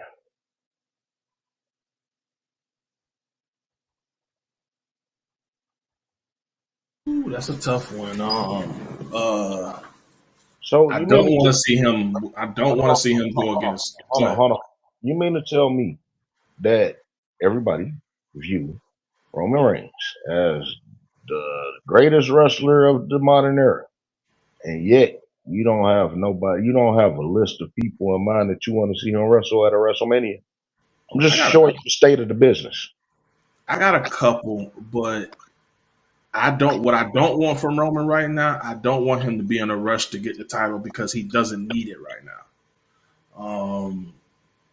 With that being said, the best situation for him right now is to finish his unfinished business with Seth Rollins. How much of a I'm so tired of seeing that shit. Oh, listen, bro, wrestling sucks, and that's why another reason why I can't watch it. You know, Because I wanted to be done because I'm just saying for them. See, the reason why this long term championship shit don't work for me is because they got so much TV time. You know what I'm saying? I keep saying that you only seen Stone Cold Steve Austin once a week. There was no SmackDown. You know what I'm saying? You only seen him once a week, and then on the weekends and shit, you seen the highlights of Stone Cold Steve Austin. You know, give you something to wait for the next Monday. We got the opportunity to see the WWE champion every single week, 52 weeks on Raw and SmackDown. You know what I'm saying? It's plus these pay per views being damn near two a month now. You know what I'm saying? This overexposure. So I this long term championship things, it stunts the growth of everybody, because I brought this up the last time and I don't think we got an opportunity to elaborate on it. But how many people did the WWE elevate after Roman Reigns, so that when Roman Reigns did lose the title, who could be potential contenders to Cody Rhodes? After Cody Rhodes, I mean, think about it. John Cena, we already know that they going on John Cena shit this year. Okay, whatever, right? cool. How many other people can you say you could see being the world champion in 2022, 25? I mean, Uh, there is none, and that's an easier answer. I You know, know it's not gonna happen, but I legitimately want Kevin Owens to take that belt from Cody because I don't like Cody as a champion. Him chasing the belt was on point to me. Him having it, it's just bittersweet because they're giving him the John Cena treatment. The man has the highest win percentage of 2024. I find it funny that Trick Williams came out first and Obafemi is out I second, and wasn't gonna say nothing. And where's Eddie Thorpe? they just showing two black people in the this the shit that I'm talking about. They just want to show, oh, we got two niggers in the main event, and then he gonna come in, and they just want this visual. You know what I'm saying? Yep. So They let me just get this straight. They're gonna have them do all the work and Eddie Thorpe gonna come out. yeah, they just want this visual. And what's up with this Jinder Mahal motherfucker? Who the fuck is that? Oh, Why the they keep referee? pushing this motherfucker? Yeah. I don't know why he's in the main event match. I will say this: the referee, Polo, I'm is a saying, I noticed queen, that they keep but pushing this motherfucker. yeah, they had him up on main events like 3 times now. So, predictions for this match. Who do you think gonna win? I really don't know, bro. My brain is telling me Eddie Thorpe might be getting the goddamn Ethan Page treatment. Is there a reason why he's not in the ring right now? where he was attacked, allegedly. Oh, okay. Allegedly, he was attacked, and Ava called bullshit because he did that shit to get in this match, faked an attack, and then got a championship match. So she turning heel. She gonna pull a Stephanie and Triple H. That's what's gonna end up happening. possible. I'm calling it right now. So the white man gonna win this match. $5 Indian. Well, we're gonna find out right now. Rhea Ripley is the WWE Women's Champion. Tiffany Stratton is the WWE Women's Champion on SmackDown. Both of them are well-known racists. Last year, Tiffany Stratton reposted the video to where she elbowed Jade Cargill off the apron and called her a black bitch. Not only did she erase that post, not only did she post it, but she had several laughing emojis on it. And then she erased it and claimed that she apologized. It wasn't public. We don't know.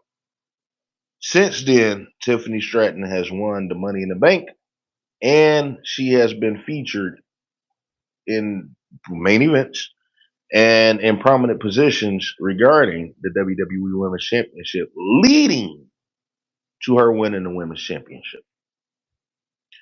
White accountability. White folk tried to justify her racism by saying that she apologized. Same thing with Tessa Blanchard. You know what I'm saying?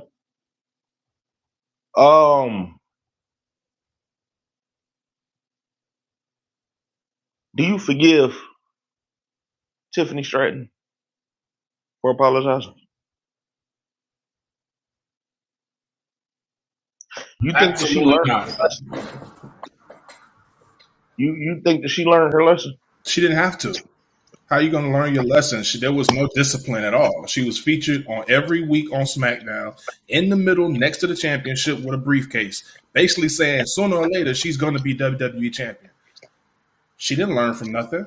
She wasn't even castricized for her decision. As a matter of fact, people came in, what I would say, racist fucking damn fans. You know how I don't like WWE fans. They defended her. So there was no lesson to be learned because she wasn't even punished for that bullshit that she did. She was rewarded. So, real quick. Okay, hold on 1 second.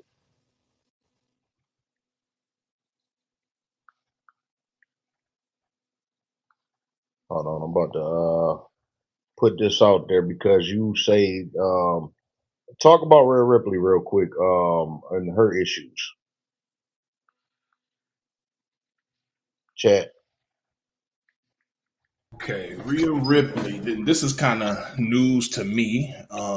I actually did like her work until I found this out. She made some comments that in her youth, and I'm not trying to justify it, but it was some time ago. She liked a few pictures that suggested that she was a white supremacist. Little stupid ass jokes that she liked. You could clearly see her name in the post right next to it. Rhea Ripley liked this, so it hasn't been retracted. As a matter of fact, it's still liked to this day. She never addressed it. No. But she has been tethering herself to Bianca Belair at every chance that she gets. If it's on social media or if it's at a live event. Every chance she gets, she tethers herself to Bianca Belair. My bad. I was posting a couple of things trying to put that out there. And yes, she has been openly trying to attach herself to Bianca Belair. If you notice, because like I said, you are not, you're just becoming aware of this, but every so often Every 6 months, this become a big story. Rhea Ripley is a racist. And then you see what type of success she has had throughout all of that. No accountability. If American Negro were to post the same thing and put white bitch, not only would we be labeled a racist, but they will be ostracized from the business. White accountability. White folk have a very hard issue taking accountability for themselves. And if you haven't noticed over the last week or two, I have been battling it out with white folk on this app. And the main thing, and this is how I shut them up. I tell them, you could tell me about black on black crime. You could tell me about all these murders that you think is going on and all this other shit that you think is going on. But let's talk about something a little worse. Put their crimes in front of their face. The sexual crimes specifically against children. You know, white folk don't talk about them killing them their spouses, and they don't talk about them killing their children. They don't talk about their killing their siblings. You know, I could have an issue with my neighbor, and it could probably go there for one reason or another, whether it's stupid or not. You know what I'm saying? It's never for not no reason. At the same time, these people kill their own family members. You know what I'm saying? They slaughter their parents. And the thing is, you know, when you point the fingers this way, when I point the fingers back to you, you have nothing to discuss. You know what I'm saying? White folk do not take accountability for their nasty fucking ways.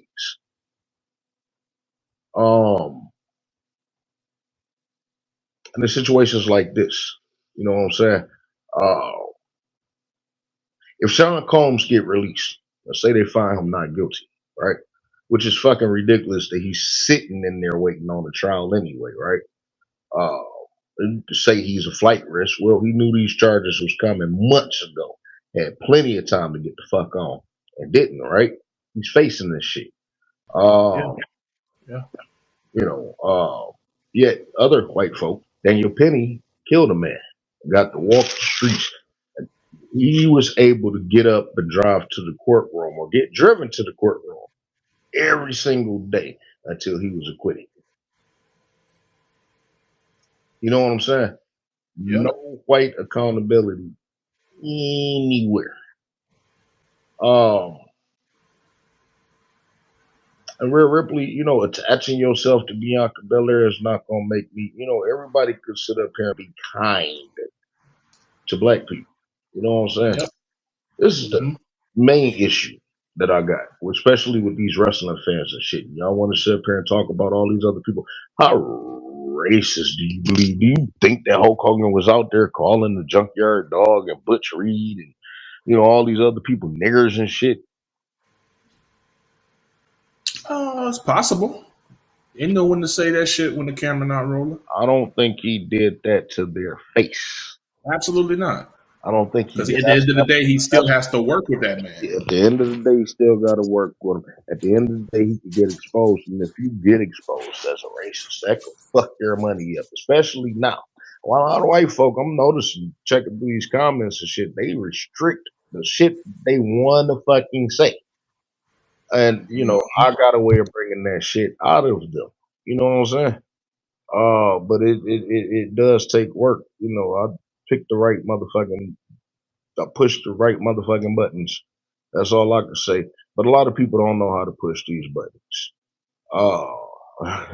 I find it funny how white folk tell me that I'm the reason that they are racist. People like me are the reasons that I am racist. Instead of them taking accountability and just saying that they hate black people because of whatever reason they want to put, but just admit it. You know what I'm saying? That's they flat out say some dumb shit like that. They have so much supremacy around this country that they keep trying. And mind you, I think we talked about this earlier about these folks constantly pointing fingers at the Jews. hmm That shit is not working, but they still doing it. Um, It's not us. It's some more white people. Okay. a lot of white folks are starting to delineate themselves from natural whites too.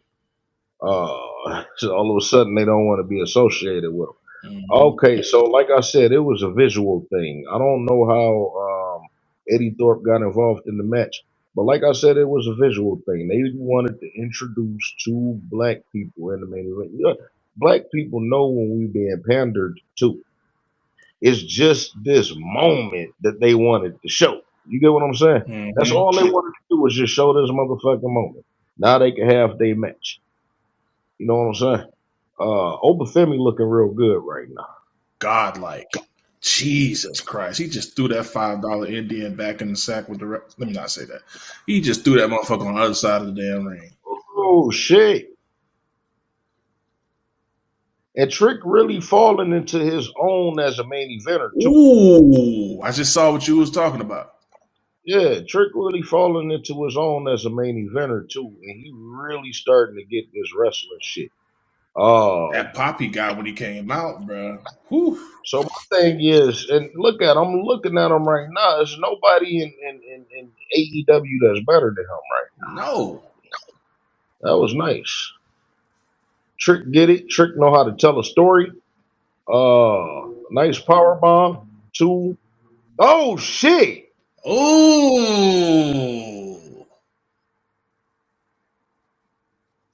That's it. I like that. I'm not mad at that. I'm not mad at that. That's why I like this type of shit. A power bomb is supposed to finish you the fuck off. Fuck And yeah. it did. I'm not mad at that, bro. I'm not mad. I'm not mad at that. Hey, I think that was intentional. Eddie, stay back here for about 2 minutes, okay? Don't go out there yet, because you trash. So this was a short match. This nigga Trying to figure out what they gonna do. Is it another match that's scheduled? Nope. I don't So believe so. now, We still got 15 minutes to go. Oh, The Rock. Yeah, he's All here. right, He's so- here. This nigga the main event? Hell nah. Okay, so Trick Williams is no longer the NXT champion, and we got a tether as the champion. And I'm nothing wrong with that, and I like the finish and all this other different stuff. What's next for Trick Williams?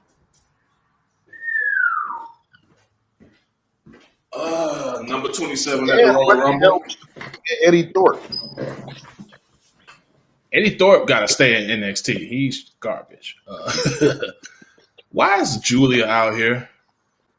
They showing the New Year. This is New Year. Okay, all right. Still kind of looks funny. It makes sense as to why they doing this. So Obafemi, whatever. And the crazy part is, I don't even. You know what? I'm just thinking about this.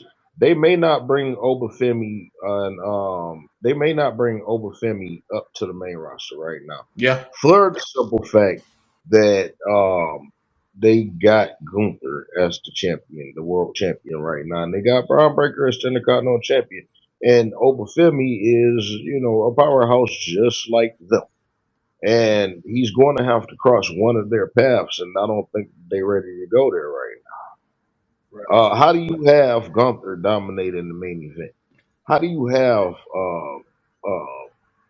Braun Breaker dominating the mid card? What do you do in that instance with an Obafemi?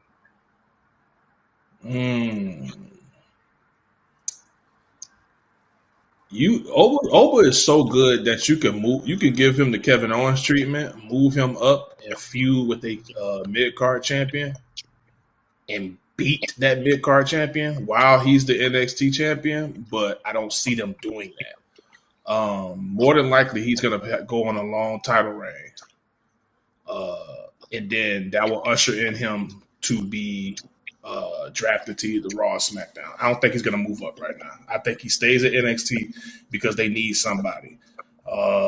If Trick is moving up, it will be at the Royal Rumble. I think he's going to get a one-on-one match with Obafemi. Obafemi is going to win that match, and then Trick will be put in the crossroads, and that'll be the perfect time for him to move. Well, they're going to probably put him in the Royal Rumble, but they not going to move him to the main roster just based off of that. Yeah. Generally, they got the draft and all that other different shit.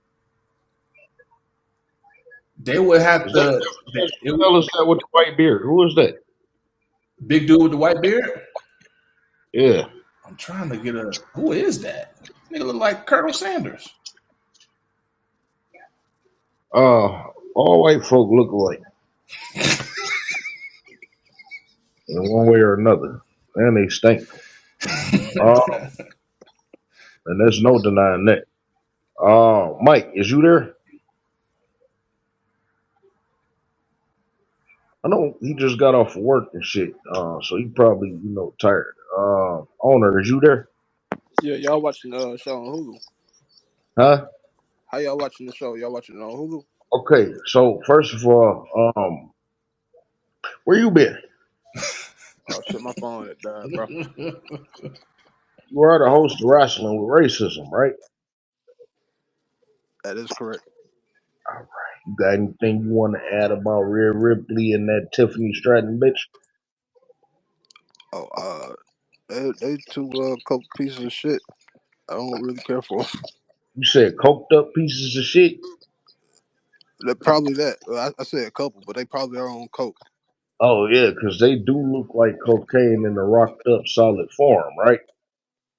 Yeah, they probably getting passes on all kind of wellness checks.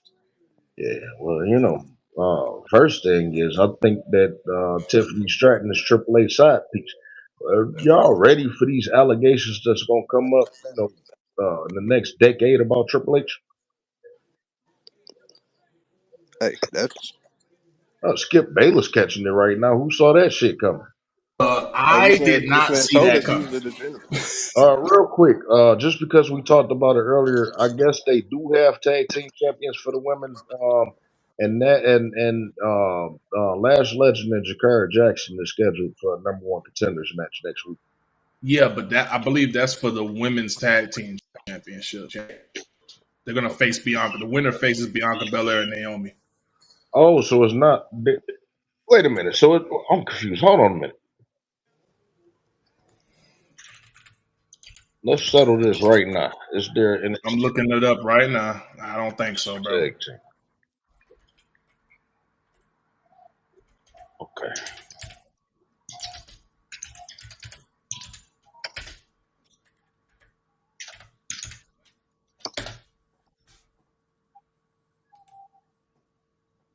Oh, it was unified. Why the fuck would y'all do that? It was unified with what? The women's tag team championships a year ago. That was so stupid. With who? Who? Okay. Dakota Kai Remember that. and Raquel Rodriguez were the inaugural champion.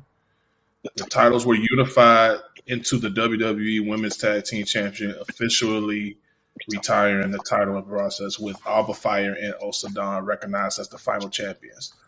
Wow. Why would y'all do that? That was stupid. Okay, I didn't know nothing about that. I didn't even know that they had women's tag team champions. So the thing is, the thing is, what the fuck is her name? So they're going to face the women's tag team champions. Now we just talked about this. We just, We just announced man, this. So you know we what's gotta going on cut right Google off, now. man. God You damn. know what's going on right now. They fucking listening to us. I've been saying that shit for years. My thing is, no, they listening to us right now. We literally just talked about Jakara Jackson and Lash Legend in the tag team championship whole scenario and everything. Now all of a sudden, they getting number one contenders matches for the tag team titles. The other day, we mentioned Chris Bay. Chris Bay get mentioned on motherfucking Raw by CM Punk. What else happened that they throwing in our fucking face that these motherfuckers is listening? You know what I'm saying? Um, Yeah. how random was that for them to mention Christmas? You know what I'm saying? Um, these motherfuckers just okay. Don't worry, wrestling with racism is in your face.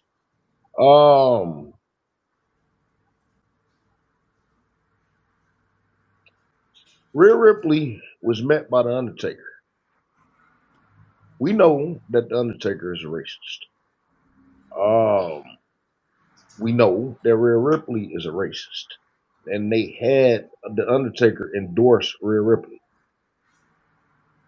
Why do you believe that they had the Undertaker endorse Rhea Ripley? Is it because she wear the black makeup, or is it because she's a racist? No kayfabe. She's a racist. Kayfabe because she has that darkness like the Undertaker used to. Okay. So I want to ask you this: white folk constantly compare Bray Wyatt to the Undertaker. Did you notice a comparison? No.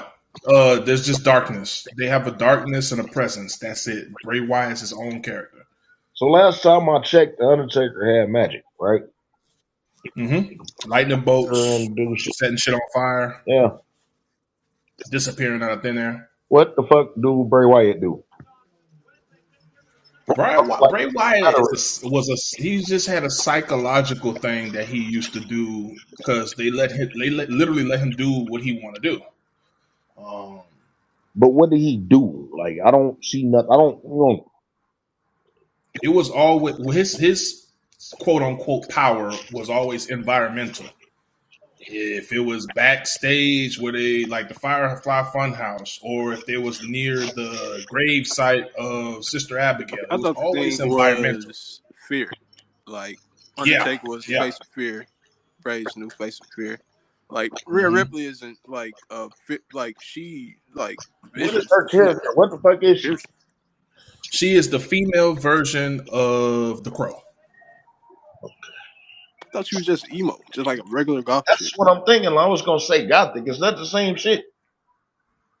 Yeah, the Crow was gothic. It was a gothic icon. Okay, so and that's what she got going for. If they ever want to do a Crow movie and make it a female, Rhea Ripley would be the person to get.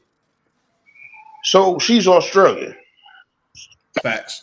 Owner, can you since the Rock is up here, can you invite Negro real quick?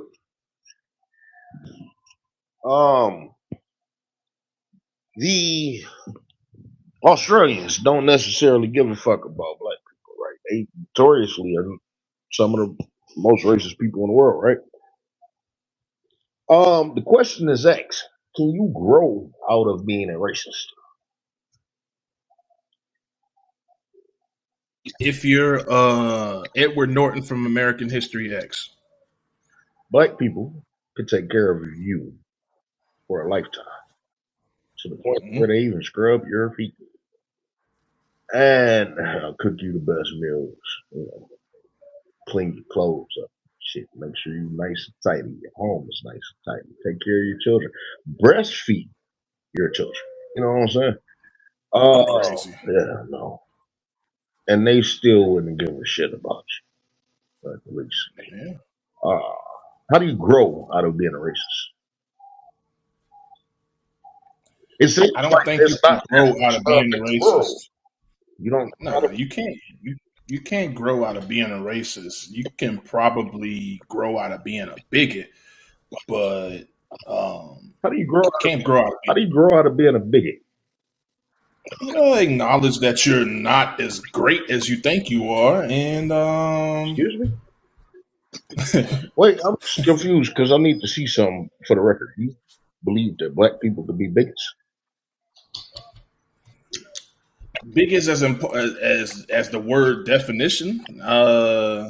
Not really. We really can't be racist either. Right? Well, we know that, but let's talk about bigotry right quick. Let's look at the definition of bigotry.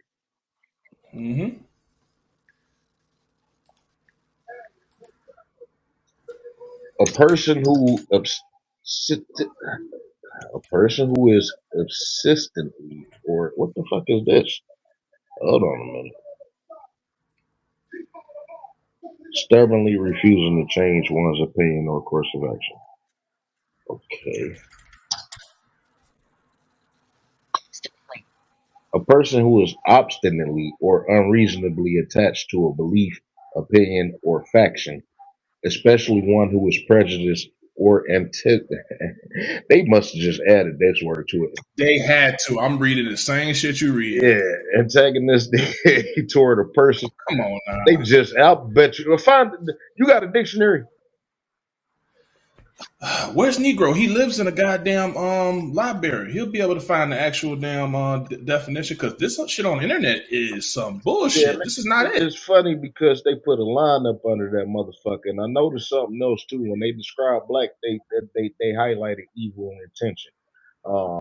Right? Yeah, I'm noticing this type of shit now. Or antagonistic toward a person who is abstinently or unreasonably attached to a belief, opinion, or faction, especially one who is prejudiced against or antagonistic toward a person or people on the basis of their membership or of a particular group. Don't let a few small-minded bigots destroy the good image of the city. Mm-hmm. Wow. Kim Blake. I got another one here. A person who strongly and unfairly dislikes other people, ideas, etc. You see what's going on here on This Google? is what white folk will forever hang on to. This is what white folk will forever hang on to. White folk will tell you, "Hey, you sold your own people." You know what I'm saying? As a way, Not as true. a but just hear this out real quick. As a way to justify their foul ass action over the past 500 years. You know what I'm saying? Yeah, you know when they say that shit, you know what I say? Okay, if that is true, who bought Questions? Answers? them? Answers? There you go. Answers? Oh, by the way, who bought them? Who channeled them? Who bred them? Who released them 2 years later? You know what I'm saying? Once you There you go. oh remember that we was talking about that one little African bitch I was talking to, and this bitch tried to sit up here and go all the way around the world to tell me about some good white folk. I was like, bitch, you don't get the fuck out of my face. That bitch kept moving the goalpost every time you checked I'm her. trying to find her hand right quick. I don't know if I put that shit up. I had to think about that motherfucking hand right quick. Shit, I got too much motherfucking storage in my phone. Oh, by the way, since y'all are hosting Wrestling with Racism and shit, man, if y'all got some time, y'all can start screen recording this shit and putting it up. You know what I'm saying? Take some of this damn Yeah, pressure off of me, man. I don't be feeling like doing this shit all the goddamn time. You know what I'm saying? What is The yeah. Rock talking about right now? Do anybody know? A whole bunch of nothing. Let me see. I had it muted since he came out here. Hold on. He washed that vest, nigga. You wore that shit yesterday. No, that's not the same one. Okay. Owner, what's up? Why are they trying to turn him back to a face? Shit, I can't watch NXT. I don't got Hulu. In case you haven't noticed, they promoting The Rock to promote these shows. They need The Rock to promote Netflix, and it doesn't make sense for him to be heel right now. To do and also to give a boost to NXT. You know what I'm saying? Why they in LA? If he already in LA, why not? You know what I'm saying? What you say, owner? Y'all said it right. A lot of people have been talking about, well, when is he going to pick back up with the Bloodline story? So I'm saying, they trying to get established with the new show and everything. So I understand why he's face right now. Yeah. And like I said, see, the thing is, WWE is not built off of consistency anymore. So this is another thing that I want to talk about. How much of a factor of realism believe is hurting the business? The fact that the fans know everything that's going on behind the scenes and shit, and you know, they don't leave nothing to suspend your disbelief. Does anybody suspend your disbelief right now? No one. So the No, Undertaker suspended your disbelief, right? You believed he was the dead man. You believed that he had these powers. You believed he he couldn't was be his beat. brother. You believed that he couldn't be beat, despite the fact of him getting beat. You believed that he was just God, like he had this magic and all this other different shit, right? Y'all believed all that shit Did you believe Bray Wyatt? I follow Bray Wyatt, but the way they booked Bray Wyatt, he was, exposed. He did take losses where he looked really weak.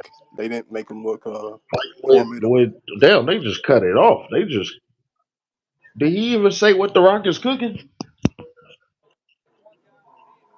Damn, they cut it off and put Steve Harvey right on. Yeah, Canada, CW, they don't play that shit. Once your time is up, goodbye. Yeah, I see. It's a nice ass suit, Steve Harvey. Steve Harvey, the only one that can wear his suits and, and it worked. You know what I'm saying? Everybody, you know where they sell the Steve Harvey thing at? I don't know if y'all got a Burlington's out. I was just gonna say, yeah, it's Burlington. I got a lot of them in Florida, bro. That's where they Yeah, sell this that's shit. where they sell this shit. And, Them shits only look good on only him, look good brother. on him. Everybody else it look like a zoot suit. Okay, I went back too far for y'all. That's what's up, though. Oh no, I'm laughing, but I'm eating, man. Yeah. So we had the 2 hour mark, which is kind of where I want to take it. We got everything of importance out the way for Raw. I don't give a fuck about the main event. So if any of y'all want to say anything about the main event, y'all can. Or if y'all want to say anything about, I understand this was the first year show. But The Rock closes out, and I don't know what he said. I don't know if he made a big announcement or whatnot. But I do know that it's a shame that Trick Williams' championship reign ended like this. It should have ended in the main event with Obafemi standing tall, not posing. He got out the ring fairly quickly. And like I said, it's time constraints. It seems like they just cut the Rock off. You know what I'm saying? So I get that it's just that this probably wasn't the time to do that shit.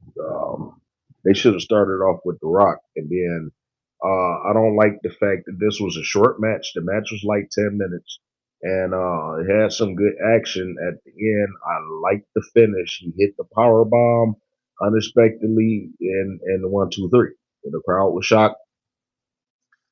I like that factor because who did I talk to earlier? I think it was you, Chad, when I was saying that, you know, everybody so used to seeing everybody kick out and all this other different shit. When you could hit a DDT and call it a day. You know what I'm saying? When Raven hit the DDT, Yep, the even flow. it was over. That power slam off the ropes is supposed to be a finish. I just seen Ron Simmons hit that on WCW Saturday Night, one of the best wrestling shows of all time. Yeah, WCW Saturday Night was good for a long time. They was good up until Nitro and shit came out. Then the effort was taken out of WCW Saturday Night, but WCW Saturday Night was really, really good. Yeah, Steve Austin used to have them crazy 2 out of 3 falls matches, man.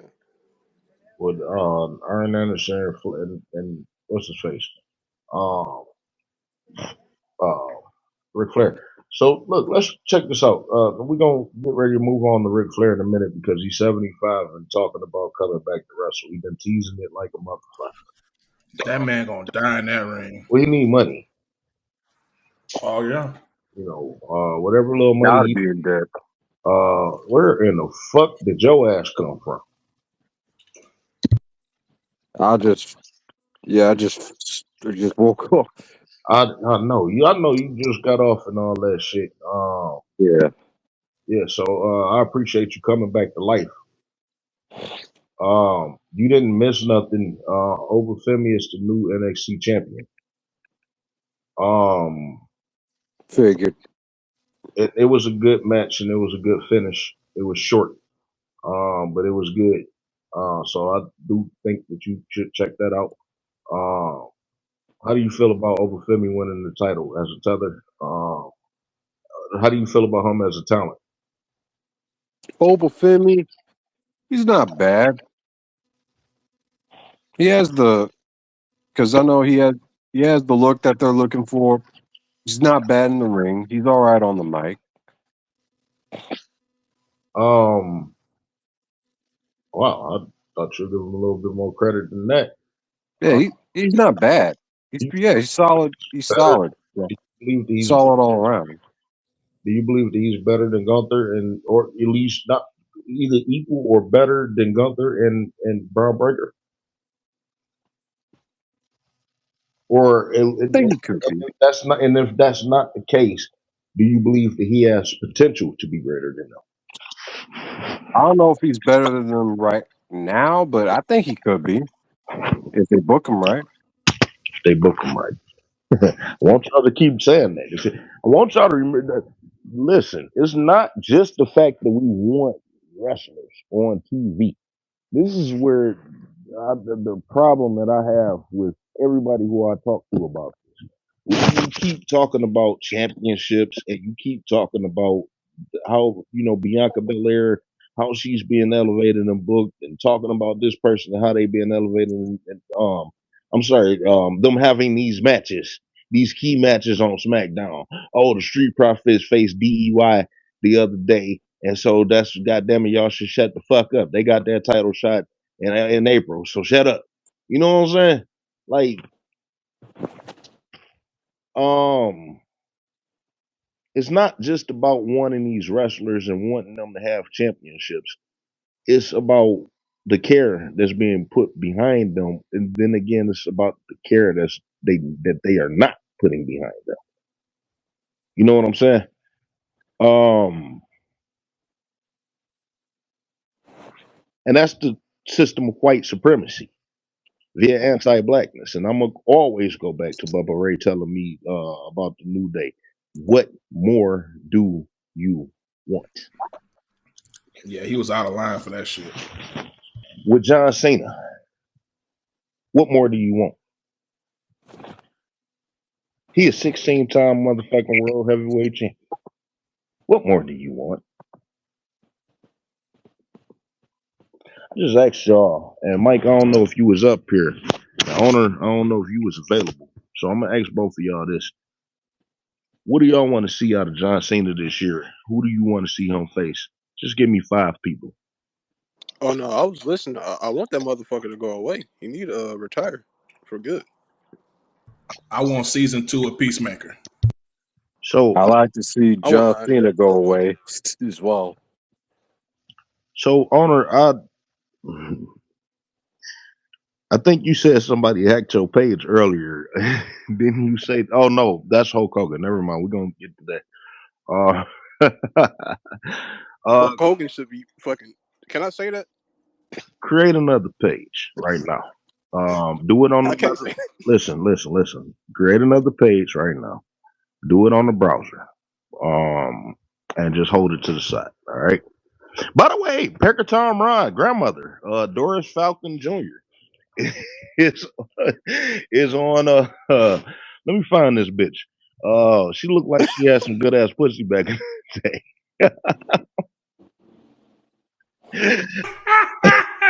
I'm about to follow her. Everybody follow Doris Falcon Jr. Why is his grandmother a junior? Wait, what?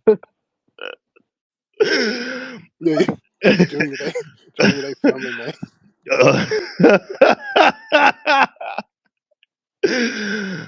Not the family name, no. It's the gift that keeps on It's the giving. gift they keep on giving. I tell you, hey man, y'all. I didn't want to mention this shit, but Ronald been on the nut lately. Hold on, I'm trying to put this in the jumbotron real quick. Did I? Oh, I put the bitch hand in there too. Uh, this motherfucker been saying some off the wall shit, and he mean it. Let me go check this shit out real quick. Uh,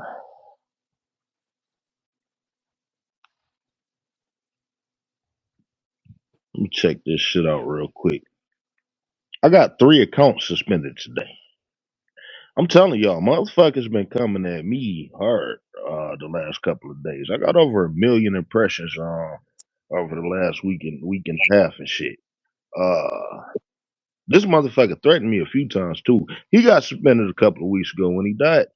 Um, Said be careful inviting the devil into your backyard. He just might like it and decide to stay.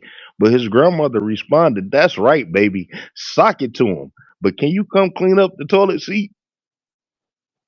You know, she out there putting this motherfucker out there.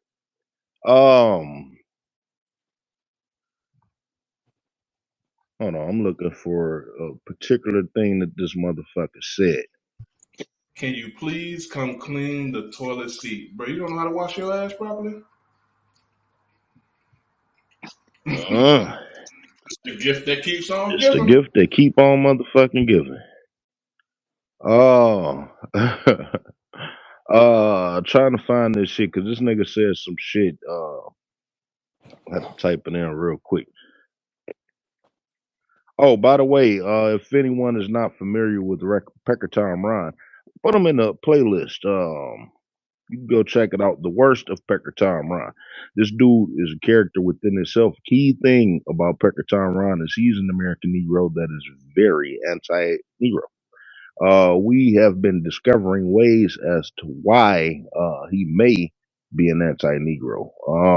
I don't think we got no true settlement. Can we settle on the fact that the surroundings is uh, Negro, and they have not been necessarily the kindest to him, which gave him his overall view of American Negroes, what he has today.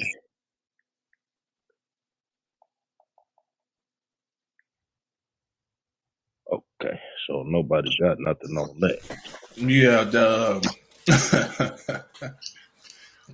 it may come across as entertainment, but we really are studying this case, listeners. We really Oh no, we're studying it because these are the most dangerous kind of people. These are the people that white supremacists are going to utilize to oppose us and possibly block us from progress. You know what I'm saying? Ronald is a little different because he doesn't have any white support, but there are people with his beliefs and that's why he collect the SSI check because he retarded, so he don't know how to conduct himself. But there are anti-Negro people that do know how to conduct themselves, and those are the ones that are dangerous. But it is good to develop to study their mindset as to how they got this way. This motherfucker said unpopular opinion. Unpopular amongst who though? Reparations is basically black people wanting a reward out of pity. I am blocked. Can all of y'all ask Ronald? I can't post it into the jumbotron, but just type in reparations. Can y'all ask him why he collect the check from the government?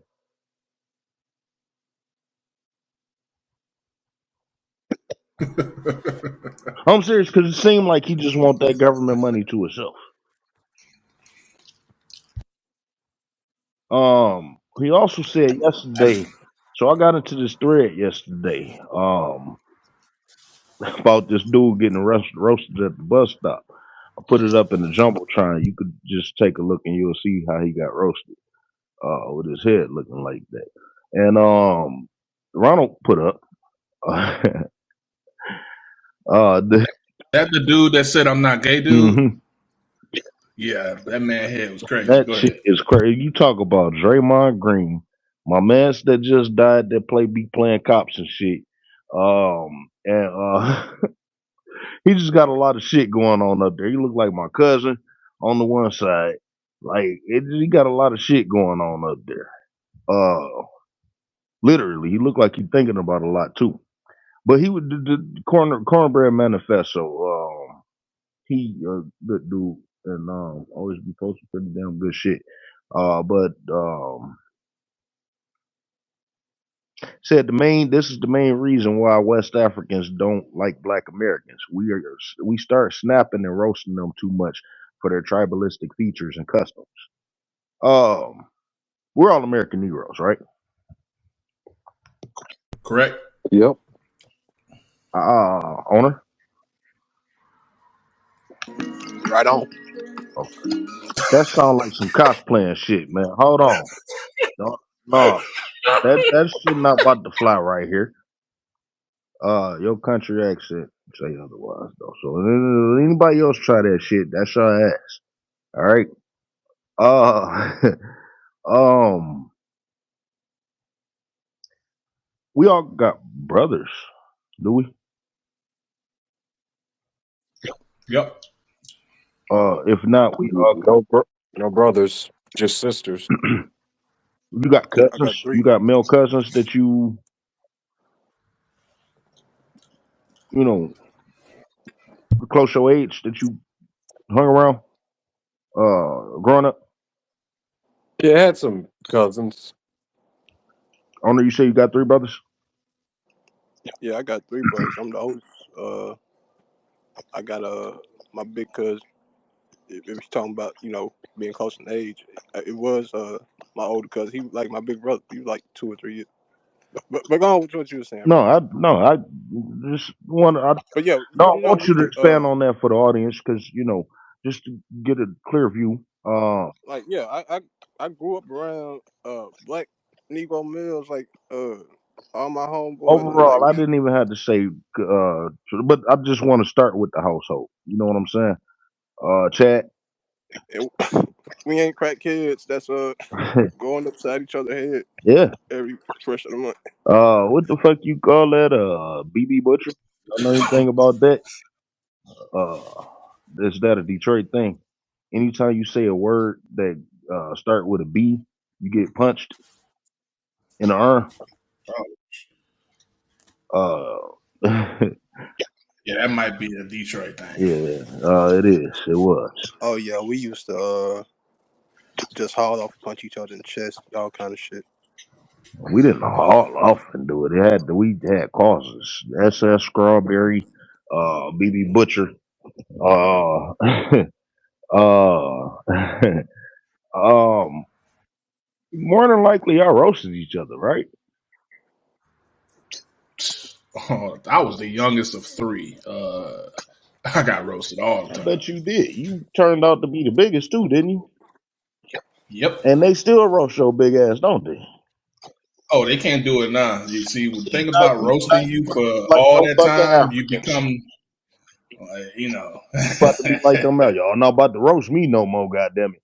Unless you Oh no, I just got better okay, no, at them at that's what doing it. that's what I meant. Like y'all can go back and forth. I thought you meant like that. Y'all better not try that shit, nigga. Like, what? You gonna take their head off for laughing at you? This is what we do. And there's no ill will behind it. I got three brothers myself. I'm the middle. I'm the second. And Okay. my brothers, we all close in age, 6 years older than me, 6 years younger than me, 10 months younger than me. You know what I'm saying? Uh, Yeah, so I just sent Negro an invite to speak. He in I here. could show y'all these messages, but I won't. But we roast each other every goddamn day and got the greatest love for each other. You know what I'm saying? This is just what American Negroes do. We be at work. I be at Hmm. work. I work with all the damn near all American Negroes. Hell, we got to be in there 12, 16 hours. Most times. What the fuck else can we do? We can conversate all goddamn day, but then some shit just jokes. You know what I'm saying? These people act like they can't take it at all. You know what I'm saying? These people act like they can't take it at all. So, that's what this, I mean, at all. So that's what this post was about. So I said that I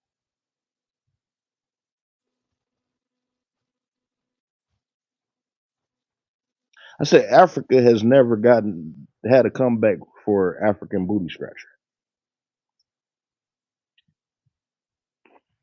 These people use that one thing that they heard in Boys to Men, Boys in the Hood, and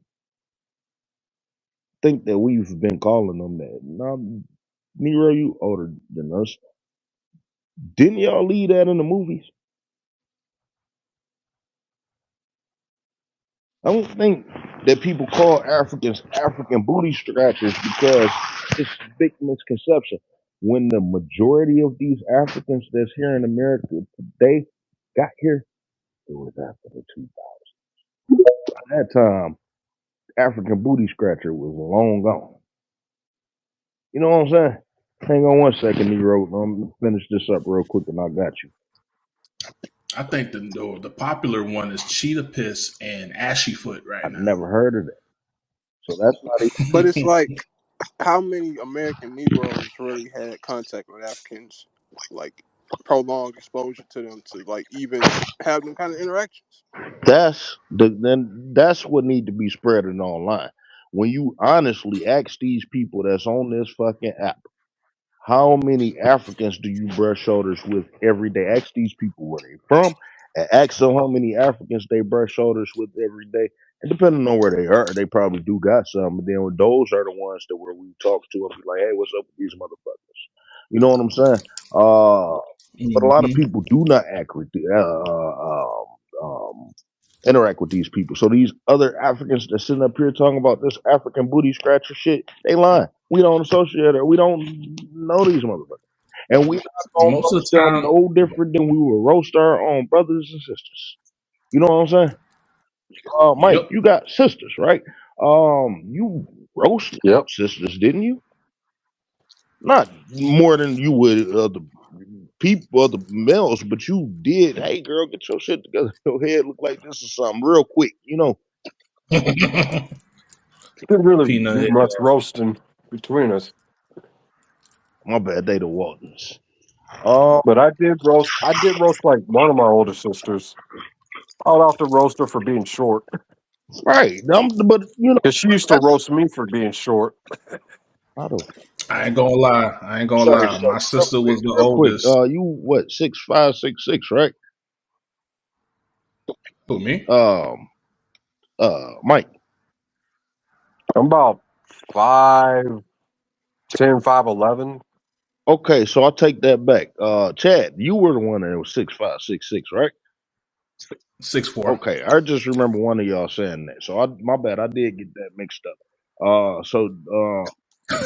Negro. I did. Um, but the thing is, so you roasted your sister for being short, and that's not nothing out of malicious, and it's not something that you probably did every single day. It probably, joking on the phone, hey, shorty, what's up? Every 6 months, right? Or something. Yeah, y'all probably gonna hate me for this, but my sister was the lightest one out of the three, and I had a bad habit of calling her a white girl as a But no, kid. that's what people do with, like I said, and there's no disrespect. Well, first of all, calling anyone that's not white is the worst thing that you could call Chad. Shame on you. But then again, you were probably young and ignorant, right? I was a jit, yeah. Yeah. You learned your lesson, right? You grew out of that bigotry, right? Yep, and also, hell no, I saw what you did right there. But then now that colorist shit pissed me off. I hate when people, even though I'm a dark skinned dude, I don't like when we try to like pick on the light skinned No. brothers and make them seem But sassy and that's shit not. like But see, that. you know what? I tell you what, light skinned people felt that more than an African did, and I tell you what, black ass Negroes, dark ass Negroes, caught that more than an African did. As a matter of fact, it may have been them dark ass American Negroes that got caught the African booty scratch. Oh You know, yeah, until Wesley came out in '89, they were catching a lot of yeah. flack. So that's what I'm saying. This is what we do, and those black ass Negroes generally got some good ass comebacks. You know what I'm saying? Why is it Oh these yes, Africans can't take getting roasted, and then if we roast them, we are labeled this anti-black or anti whatever the fuck they say. You know what I'm saying? it's crazy. White folk roast each other all good. They go to the barbershop and roast and all that shit. Don You Rickles, know who? The, Bob Hope, all of them. That's what they do. They roast. Everybody roast. You know the group of people who get hit with stereotypes and jokes all the time and they never take it personally? I, Them goddamn Asians. they take it personally. They just silent with they shit. They gonna raise. prices on. Yeah. No, they shit up the whole school, family. Stop the cap. Nah, yeah, I was about to say. Oh no, Negro. I I think specifically everybody. said that for you because he usually being I too think quiet. no, I was trying to hold on because I did get caught off. I'm about to get them. I just want to say this one thing, cause, just to close this part out. So under that post, Ronald put, "Let's see, race card." This is the things that he could. This is what he was saying in response to things that. Hold on, wait a minute. Let me start over. It said this is the main reason why West Africans don't like Black Americans. We start snapping and roasting them too much for their tribalistic features and customs. Ronald put, oh, hold on. It's another cat that said, what can y'all roast us about? Um,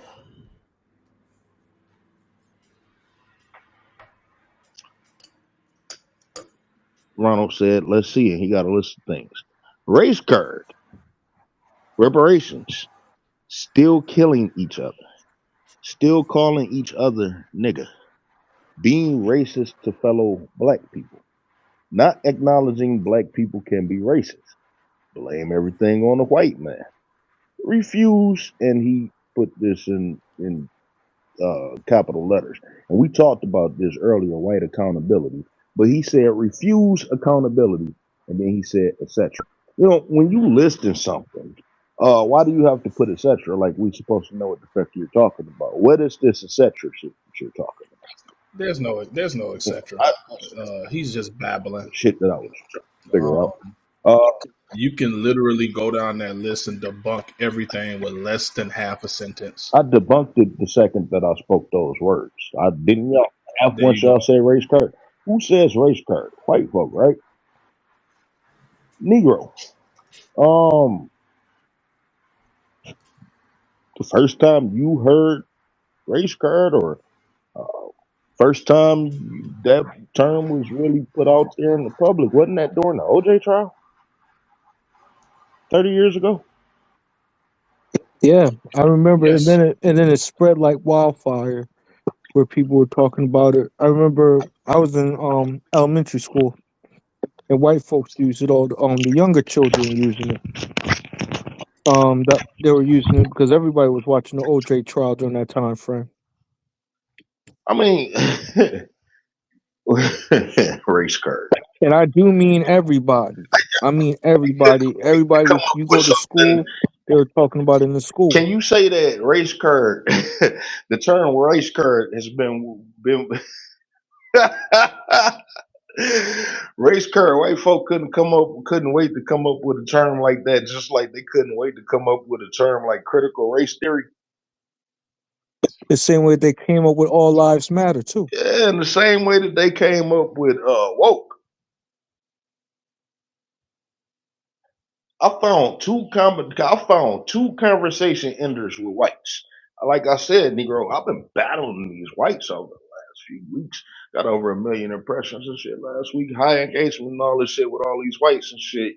And the key whites that I was going back and forth with, I generally say what I got to say and let them have it for themselves. But then there's certain people I will go back and forth with.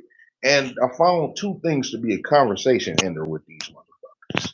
One, throwing accountability back on them, specifically what they do with their children, and then the murders. Since they want to bring up murders, the murders that they bring upon their family members, which is not something major in the black community. Could kill your neighbor, you're not going to kill your family member. You know what I'm saying? Brutalize them, by the way. We talking about Jeffrey Dahmer type shit. Yeah, Jeffrey Dahmer ate a couple of black people, you know, chop their bodies up and, put them in freezers and shit like that. But white folk have a history of doing that to their own family, a whole history, longer than Jeffrey Dahmer, that they will never take accountability for. Also, the second thing that white folk, that's a conversation ender for white folk, especially when they bring up CP woke. CP crimes too. You're forgetting about CP crimes. I'm modifying the language. If you get what I mean. See, apparently you didn't hear me. That's the very first thing that I said. I didn't. I swear I just said children. I thought we were on the same page. You know what I'm saying? Oh, okay. My bad. My bad. My bad. Okay. Okay. You Okay. know, Now I see what you mean. and by the way, you mean them fucking their children, right? I mean, let's call Oh, a I spade. mean that they collect that they even collect pictures and whatnot. That's why I said Oh, CP. I was just using okay, they abbreviations. do all types of fucking nasty shit. And yes, and they do that, and they got fetishes for that shit. Um, I was out, I was Negro, out, you kind of fucked my head up. 'Cause those are my I was out initials. on vacation during Christmas, a little short vacation and shit. And the area that we was in, I was out talking to a white lady, and she was talking about, this guy running around the cabin asking women for pictures of their feet, saying that they'll pay them. You know what I'm saying? Imagine what they doing with kids. You know what I'm saying? This is white folk shit. They do some foul shit, and all this shit is documented too. You know what I'm saying? So, they got their stats they want to bring up, and I got mine. And which one is worse?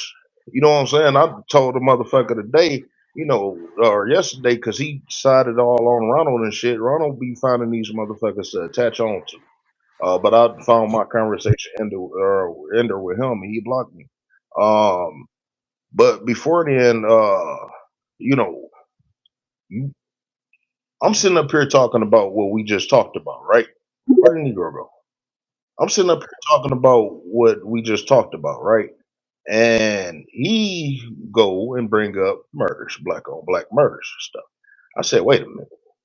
You mean to tell me that murders to you is worse than sexual crimes against children when children can actually turn out to be murderers as a result of living with that shit, right?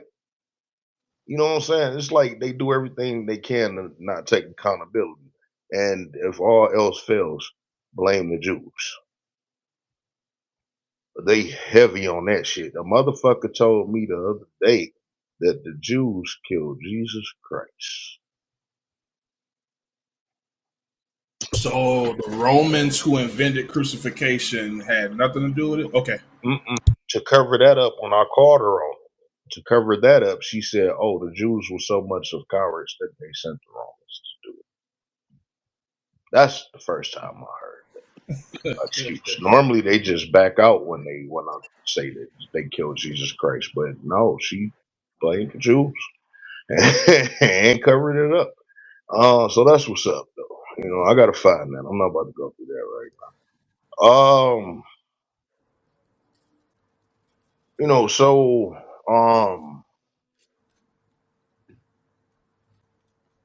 my bad. I'm still trying to finish reading this up. Negro, go ahead. I'm about to finish this real quick. Send this message real quick.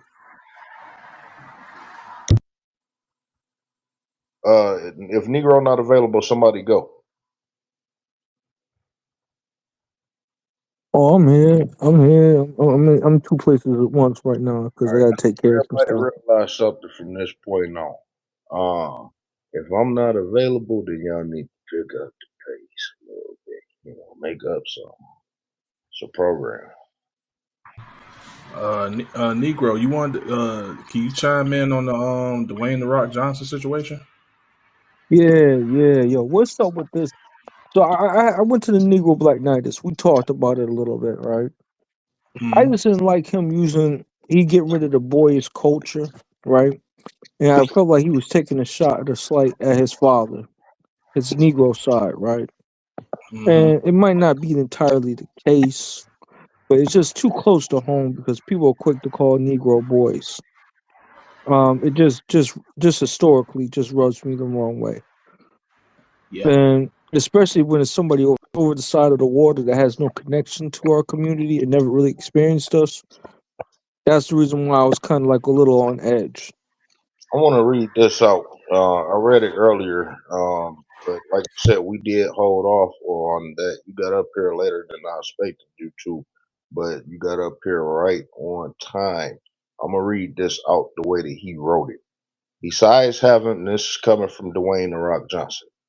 Besides having my three daughters, my Samoan High Chief title, High Chief Silu, is one of the greatest honors of my life. I gave my word and my commitment 20 years ago to His Highness High Chief Melatoa Tufilibulu and to our people of Samoa that I would leave my boyish ways behind. Well, I try.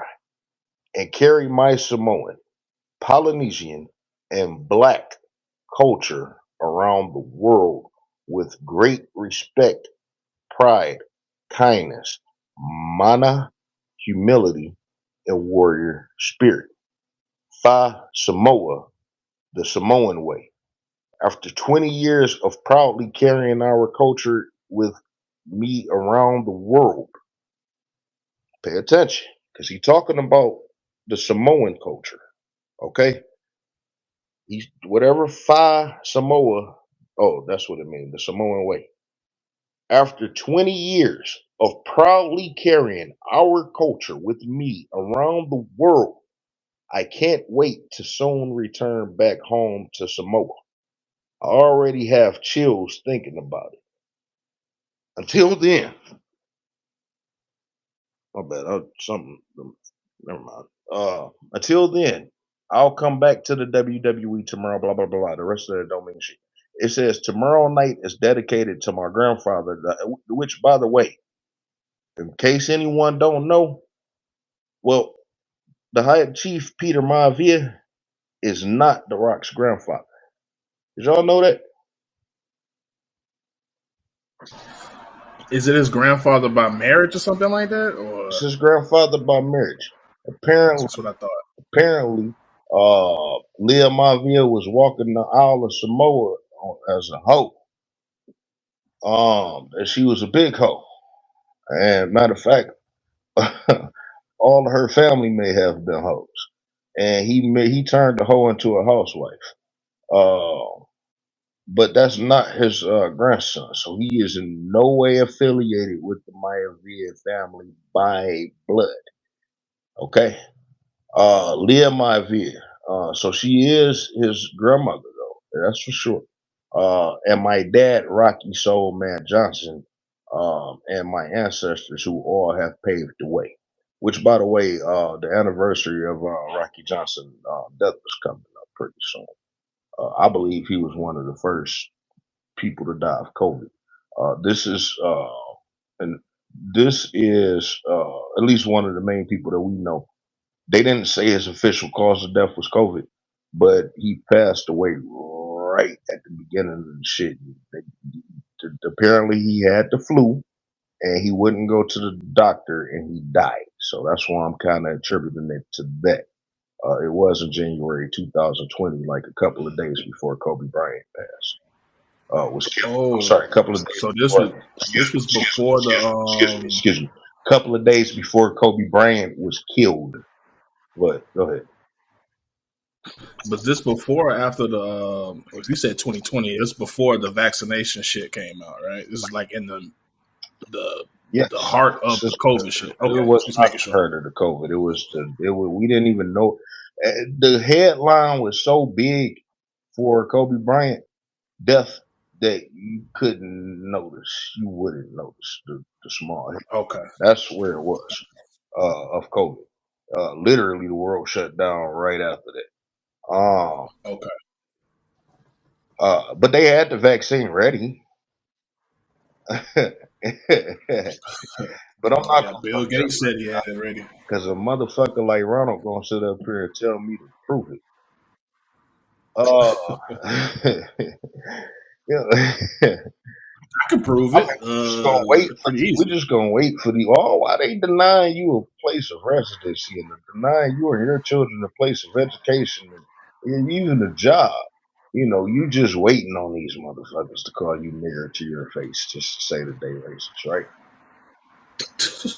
You know, got you. I know. I know. I know. Mike, how you feel about The Rock? Yeah, kind of neutral towards him at this point. Um, you've been watching for a while. Have you ever seen The Rock claim us? Nope. If you ever seen The Rock say, "I'm proud of my African American heritage," you know, I think there might have been like a person of his caliber would call himself an African American. So, have you ever seen he was proud of his African American heritage? it was like one Raw on Black History Month, maybe that he might have did like a one time. Don't remember that, but I will look it up. And I'm gonna remember that you seem like Not 100% sure. yeah. So I'm gonna take that into consideration too. But I don't think that it happened because I mean, because if it wasn't during his career, that's for damn sure. And it what couldn't have been nothing recent. I mean, unless it was this year. Because when was the last time The Rock was in, there during February? Uh-huh. Um. Um. Real quick. Fuck, I forgot my question. Uh. So The Rock never claimed you publicly, and all this other different shit. Uh. I want y'all. I'm gonna put this up real quick, and then I'm gonna go to Negro. I ran into the Nation of Domination. And it was a big misconception about the Nation of Domination. Hold on, let me put this up. While I put this up, owner, go ahead.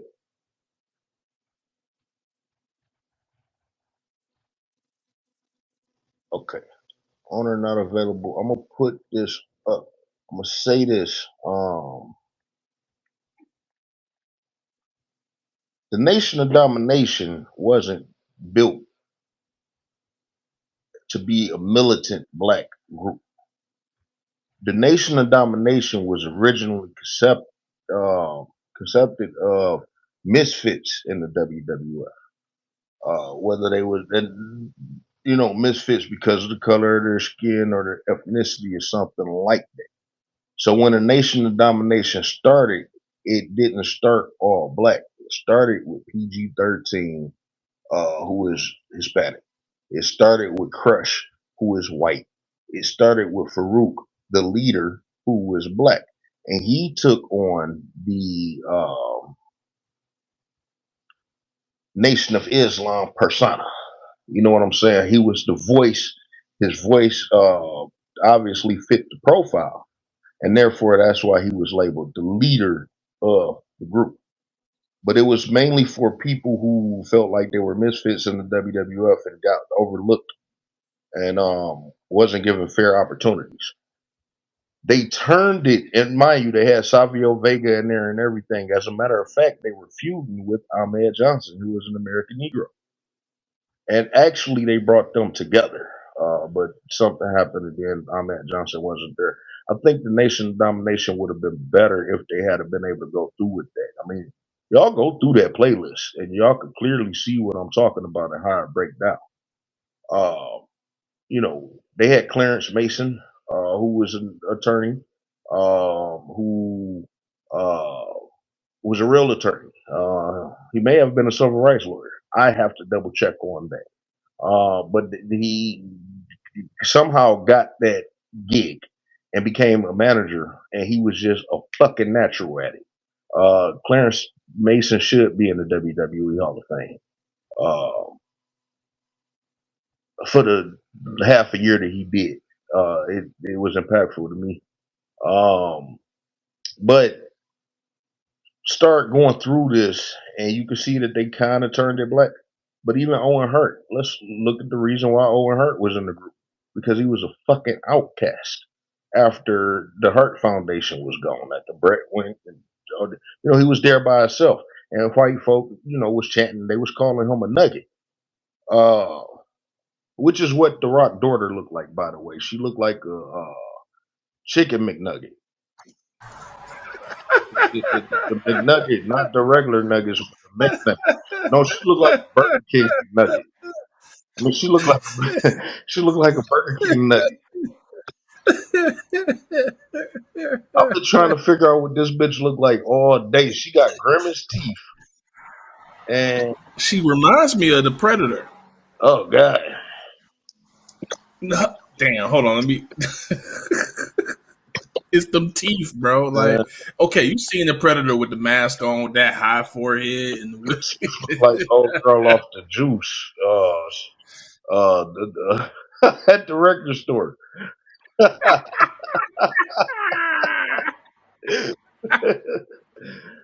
Oh man, to quote Jerry Lawler, which he said about Edge, but I'm gonna say this about her. She got 42 beautiful teeth, and that's just on top. She got some serious teethage going on in that motherfucker. But just to get back on topic real quick, the Nation of Domination got watered down by the time The Rock because they did form it into more black. You know, you added D'Lo Brown and Mark Henry and uh, oh God, D'Lo Brown, Mark Henry, and the Godfather, Charles Wright. Uh, once The Rock got there, and The Rock said it in his very first promo. This is the promo that put The Rock over as to where he became The Rock, as he became the person that we know him today. One of the very first things that he said was, "It's not a black thing. It's not a white thing. It's a me whooping your ass thing." That's what The Rock said. So once he got there, that group became much less militant. And although he put up the power fist, that's as far as The Rock went. It didn't seem like he was in the same direction The Rock went. And don't get me wrong, The Rock is one of the greatest, most spectacular people in entertainment history, at least in the wrestling aspect of it. His acting is, whatever. But as far as in the wrestling, nobody ever seen anything like The Rock. The Rock is the greatest on that. You can't deny that. But I just don't think that he should have. In that instance, I don't think he should have been put in the nation. But when you think about it, could The Rock have gotten over like that if he wasn't in the nation? I'm sorry, bro. This has nothing to do with anything. I'm on this Doris Falcone Jr. shit, and I just Program, read the we're gonna get off of that in a second. Just keep going because Yeah, I'm trying to wrap I actually got a question about it. Did they become the NWO? Because that's what I always thought. oh, Like they ended up rebranded them. no, the Nation of Domination was more of, and that was during the time when they had different factions across all of wrestling and shit, and the Nation of Domination was just a portion. As a matter of fact, yes, they did have many factions, and people thought that the Nation of Domination was just a group of black people. Wouldn't Yes, it became majority black, but it was at the end of the day, it was just a group of misfits. Charles Wright was a misfit. He was the voodoo type, this, that, and the other, and that shit didn't work or whatever. Papa Shango and all that other different shit. D'Lo Brown was fairly new, but they just kept him looking there as a bodyguard. And Mark Henry was just a misfit, big, strong man that couldn't find his way in the WWF. They were all misfits. However, they all gained stereotypical characters while they were in the Nation of Domination. That's where Charles Wright became the Godfather, a pimp. That's where D'Lo Brown came out shaking his head. I guess how they think that black people walk, shaking their head and always bopping their head. He was bopping his head. He wasn't shaking that motherfucker. He was walking down the ring, bopping his head and slinging his shoulders and shit. You know what I'm saying? Then they turned Mark Henry into a stereotypical big black sexual deviant, a threat. Even China, while she was in DX, China was afraid of this man. You know what I'm saying? As a sexual deviant, she displayed on TV that he was sexually harassing her. You know what I'm saying? yeah. You know who didn't become a stereotype? Farouk. I'll give that credit. Well, Hold on. there was a Hold room. on. Go ahead. The Rock didn't get the stereotype. The Rock was afforded, as a Samoan, the opportunity to expand beyond his horizon. And he wasn't judged as a black man, and he wasn't judged as a Samoan. He was judged as he was allowed to grow and flourish into where he is today. You know what I'm saying? But if he trust and believe, if he was an American, if D'Lo Brown had the same ability as The Rock without The Rock even existing, would he have even gotten that opportunity to get the mic to even speak like?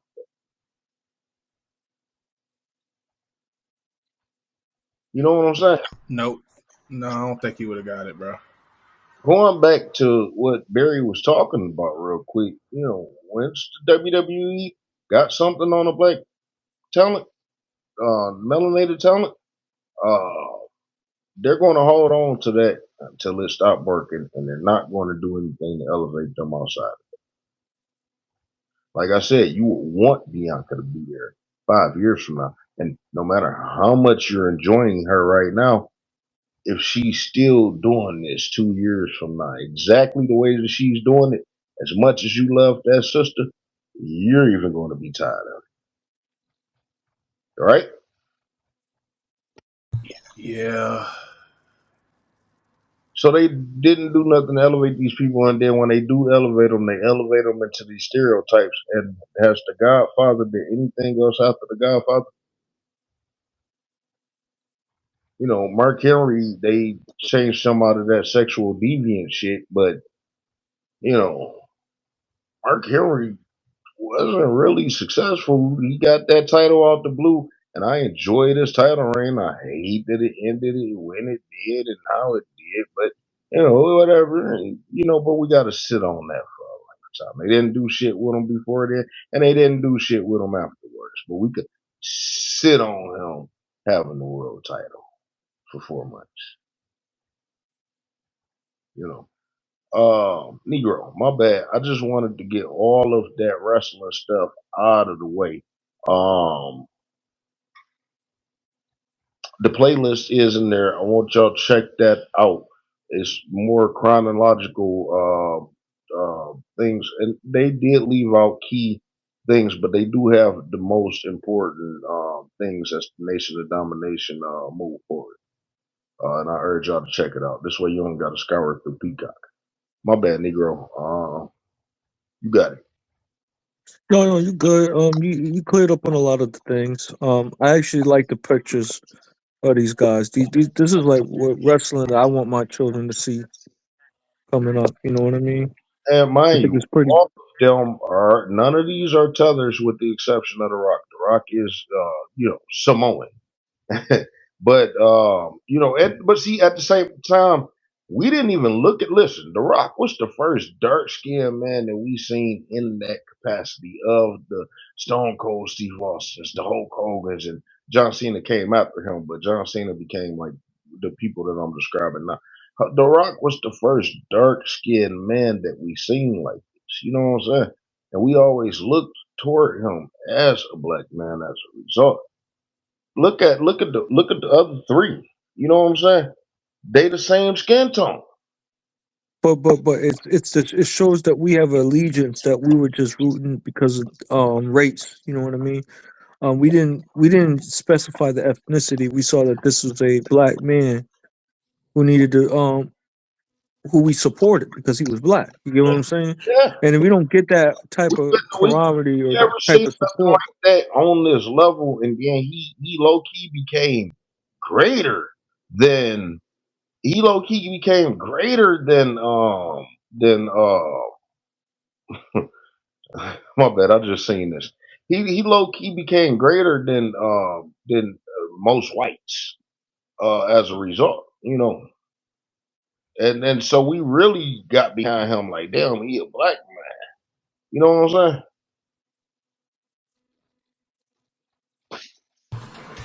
saying? Yeah.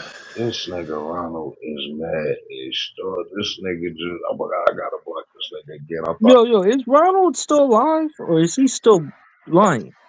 He's dead, man. Didn't I show you his funeral the other day? That's his boyfriend. They came up there singing and shit. Yo, I didn't know that dude was a punch packer. Like yo, yo. That's why, like, yo, Yeah, these man. funny Mike, bunnies, Mike, Mike, these funny bunnies Mike. be going Invite him up crazy here, about. man. You gonna have to do it, man. They scared of everybody else. Can you invite this nigga up here real quick? He got me blocked, No, bro. I said Mike, man. Mike, the only one that Uh, got to him yet.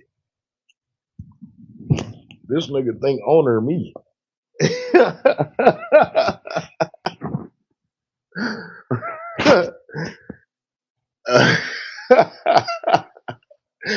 uh, I gotta block this nigga, man. I can't block him if y'all gonna get him up here, man. This motherfucker, oh, he got me blocked anyway.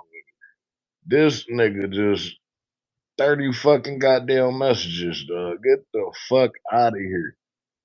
Oh, my bad, man.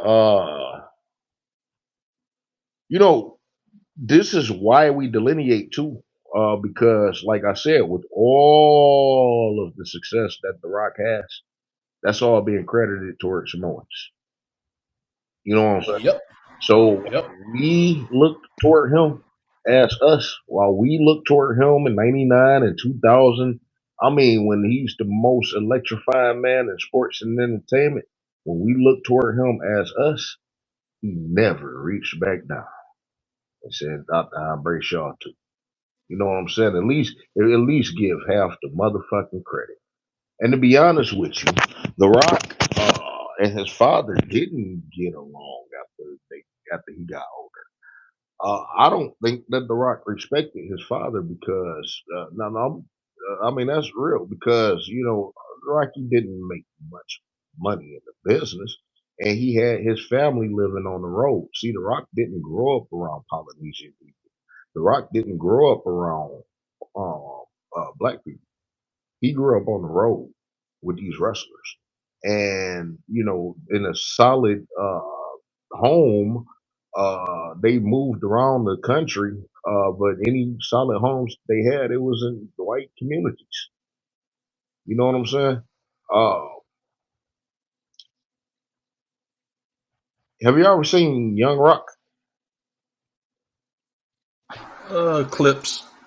Okay, it's on Peacock. Young Rock was one of the best TV shows for a while. They just canceled him. I'm kind of crushed about that because he just got to the WWF. But that is comprehensive of his life. I mean, the father, at least on the home front, is everybody look the same. You know what I'm saying? But it's a really funny show. It's funny and it got good drama. But one thing you gonna notice about The Rock telling his life story. This is The Rock telling his life story you got four different people playing The Rock. You got a person playing him as a child. You got somebody playing him as a teenager. You got somebody playing him in college. And matter of fact, it may be three people because the person that playing him in college may be playing him in the WWF too. But if not, then there's four people playing The Rock and they switch through them every episode. You know what I'm saying? So the one episode could be the kid, the next one they talk about his college experience, next one they may go back to him being a teenager or some shit. So it's interesting how they bring that together, but you're not gonna get lost at all. And it's a very enjoyable show. It's very funny, and it's an all around feel good show. And I hate that they uh, canceled it. Um, but The Rock coming up in school, he did not. I didn't see any Negroes. I mean, this is what he portrayed. You know what I'm saying? I didn't see no Negroes, and more than likely, he didn't grow up in those Negro communities. Even though they were broke people, they still probably didn't grow up in black areas. You know what I'm saying? Rocky Johnson is a Negro from Canada. What year was he born? Nero, I meant to ask you this too. You believe that those Canadian Negroes are entitled to reparations as much as Americans?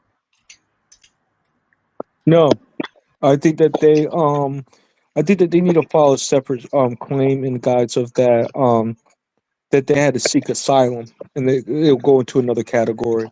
But Special Field Order 15 belongs to the Negroes that were there. They're still here on the soil present day in the United States of America. That's kind of my position on that, though. Why? Why? It's because again they seek asylum and they left, so therefore they should be. If they went back to the United States, then yeah, they should be entitled for it, maybe. And that's a Mm, big maybe. but wait a minute now, because most people throughout history, at least the ones that's leading up to this day, probably did go back to come to America. You know what I'm saying? They probably, once things opened up, obviously, they probably did find their way back to America. How many people are named? No, Newfoundland. I gotta push back. Newfoundland is a region in which Negroes that did escape to the quote unquote promised land. That's where they gathered, as well as I forgot the other British colonies and territories in which they operated, and some of them did not go back. But Newfoundland is one of those areas, and that's where Dwayne Rock's family is allegedly is from. So I have a problem. I They have a whole different type of justice claim. They're escaping oppression. They're escaping white supremacy. So therefore, they didn't fight in the war. They didn't contribute to any of the things that Negro people did engage in with to get Special Field Order 15, which disqualifies them from my perspective. You get where I'm coming from? Uh, I'm reading through Rocky Johnson stuff real quick. Okay, so here's the thing about him. I'm trying to find something real quick. There's one more piece of information I need real quick. Okay, so it says Johnson was born Wade Douglas Bowles in Amherst, Nova Scotia, where he was raised. The fourth of five sons of Lillian Gay. Yeah, that's Was that area that I was meant to talk. My bad. Is that area? Yeah. Nova Scotia. She was born in 1919, the same year as my great grandmother, and passed in 1996. I'm sorry, my great grandfather. Oh wow, my great grandmother was born in 1917, but my great grandfather was born in 1919, and he died in 1997. But his mother, was born in 1919 and died in 1996. And his father, James Henry Bowles, was born in 1888 and died in 1957. Okay. So that's kind of because the story that that people kept trying to tell me was that his parents were slaves. You know what I'm saying? But at the very least, his grandfather was a slave, and he died. His father died. He had his son. He had Rocky when he was in his 60s, and he died when he was 12 or some shit like that. 44. He was 13. So let's say a Nova Scotian. He was a descendant from black loyalists who immigrated to Nova Scotia after escaping from a plantation in the United States after the Revolutionary War. The loyalist lineage traces back to Dembo Sickles, son of a chief in present-day Benin who was captured by slave hunters in 1762, brought to the United States, and later brought to Prince Edward Island in 1785 and bought his freedom in 1803. His granddaughter Maria Sickles migrated to Nova Scotia in the same century. At age of 16, Johnson moved to Toronto where he began wrestling and working as a truck driver. Initially, he trained to become a boxer and eventually sparred with greats such as Muhammad Ali and George Foreman, but was always fascinated with wrestling. Rocky's brother Ricky also wrestled. I didn't know nothing about no Ricky, but I'm gonna look him up right quick because it's funny because The Rock will bring up his father, but he won't bring up no other Negroes. Rocky Johnson did have other children, and even older than The Rock. Actually, The Rock that he was married to somebody else until he met somebody that could further his career. That did further his career.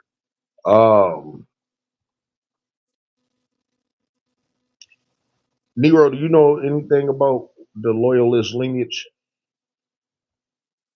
Dembo Sickles? Not offhand. I got to do some digging and some research on that. I can get back to you on that.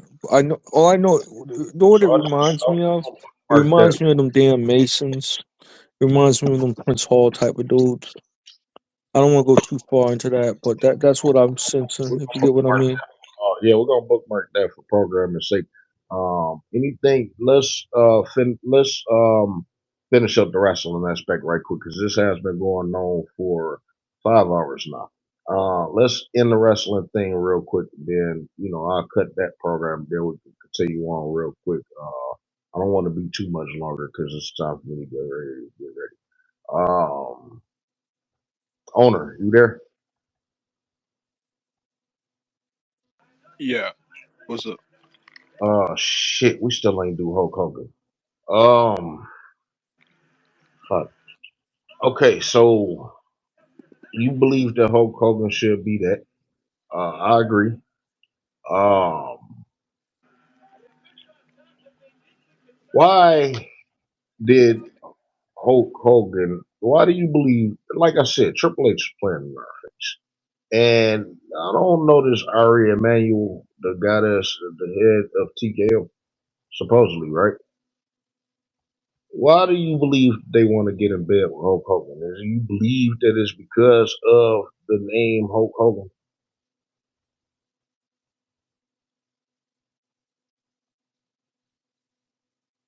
Anybody?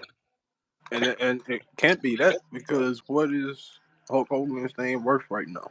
Well, he got a beer, and he did it is the WWE. Hulk Hogan is the thing that put WWE over the top. Uh, I'm talking about from their mindset. You know what I'm saying? I'm speaking of from their mindset. Uh, Hogan has been in Donald Trump rallies. Uh, we already know Hogan racial history, calling the person that fucked his daughter a nigger.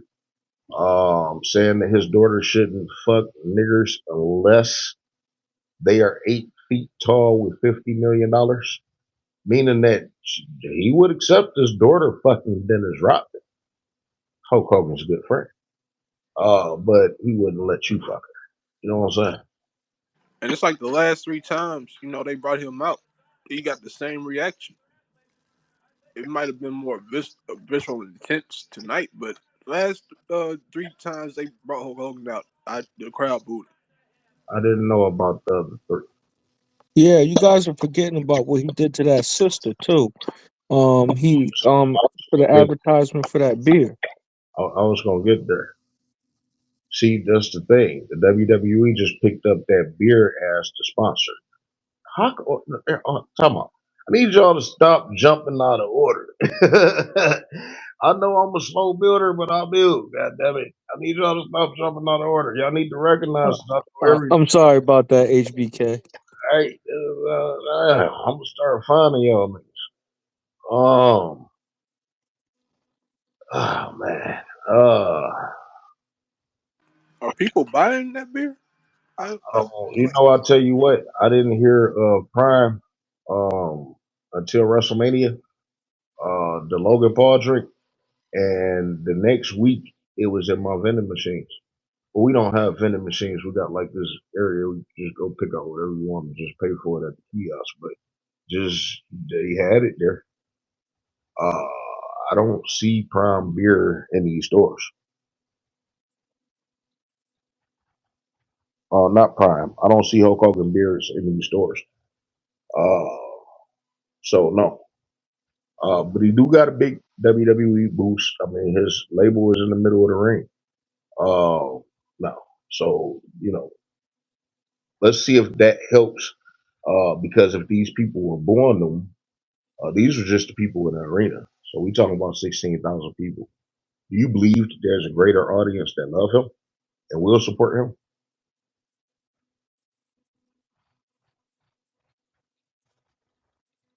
Chat, Mike.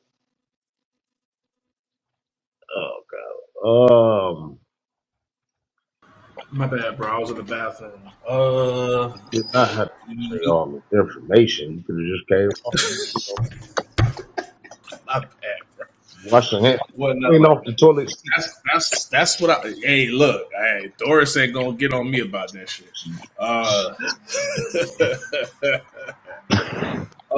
Here's the thing about I just did some paperwork on that American beer. It's a cheap ripoff of Broken Skull Lager. Have you had See, okay? So do people drink Bokers? Because I don't see that shit in oh, I see it. The only place I know to get it from is Total Wine, and the packs most of the time are sold out, and the singles are hard to find in that store. So it's a good beer. I've drank it twice. The regular version and the stout version is pretty decent. Okay. I could tell Austin had something to do with this because that shit had a lot of alcohol in it. And the bottle design, the can design is almost the exact copy of Broken Skull. You get that bad fucked up. You know how certain shit got a lot of alcohol in it, so you get that terrible fucked up. The stout had 8% alcohol in it. That's pretty high for a beer. Yeah. I think first of all, I'm kind of on the side of the reason why he got booed out because there was an L.A., California, blue state. But I had no idea he was getting booed out. Yeah, and you would think. I think people just tired of seeing him, bro. A MAGA supporter too, and they cheered. Did not get booed out. You're exactly right. So I think people are just tired of Hulk Hogan. So somebody did bring that point out, and the thing is, yes, maybe they are tired of Hogan. But Undertaker did come out and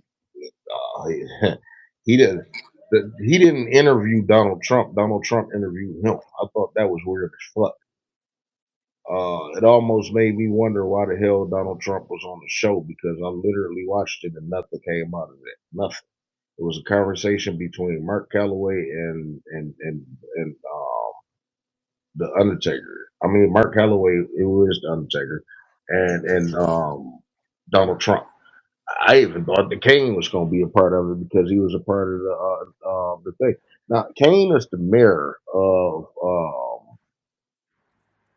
Tennessee, some city in Tennessee. It's not Knoxville. I think it is Knoxville, bro. Is it? Yeah. Kane is also. He took a lot of pictures with Bianca Belair. And that's what's going to make people believe that Kane is not a racist, right?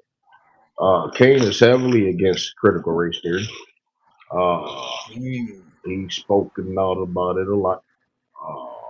And I know that there's not a lot of American Negroes in his city. It's called Knox County. Yeah, Knox County, yes. Knox County. It's a small city. Let me see how many Negroes she said in Knox County. Go ahead, get y'all thoughts while I'm doing this.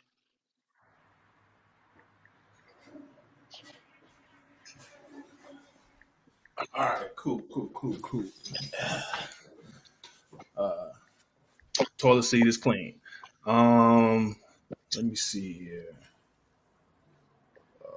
How the hell did we go from? Negro, go ahead. How did we go from 47 million to 41 million? I'm not gonna go there right now. We got to get ready to get this done right quick.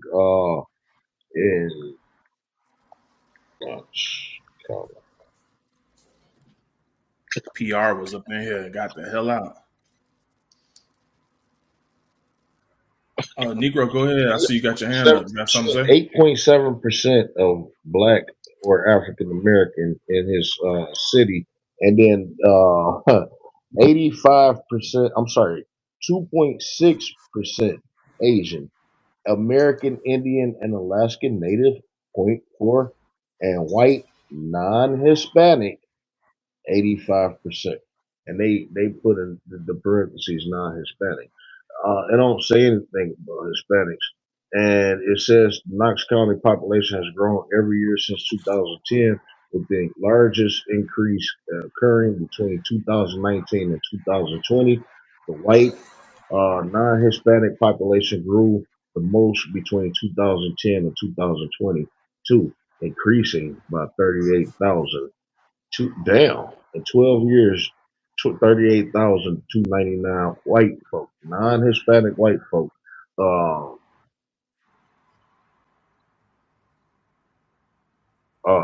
moved to Knox County.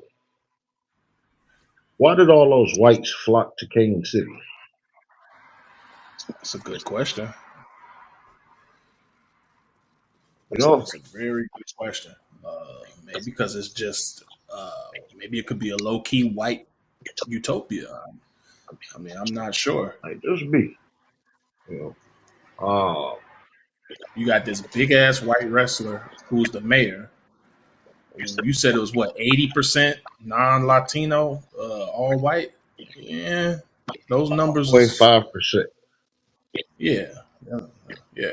So If I'm a white moving, I would who probably look treated at that. worse in Knoxville? I'm sorry, in Knox County, the Mhm. 8.7% black or African American, or the Asian, the 2.6% Asian.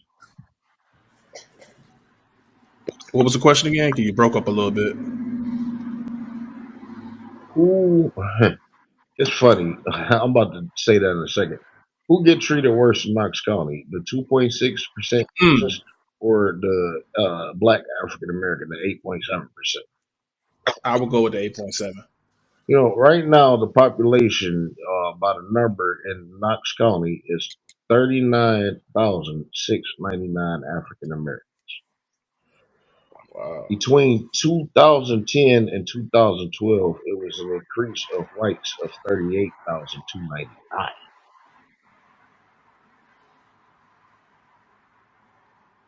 Hold on. So imagine how many more whites is there. You know what I'm saying? These just Yeah. migrated there in that 12-year span, which is the 100 less than the amount of American Negroes that are up. I don't know how they classify them black, but I'm pretty sure they're American that are down there. Mm. Negro.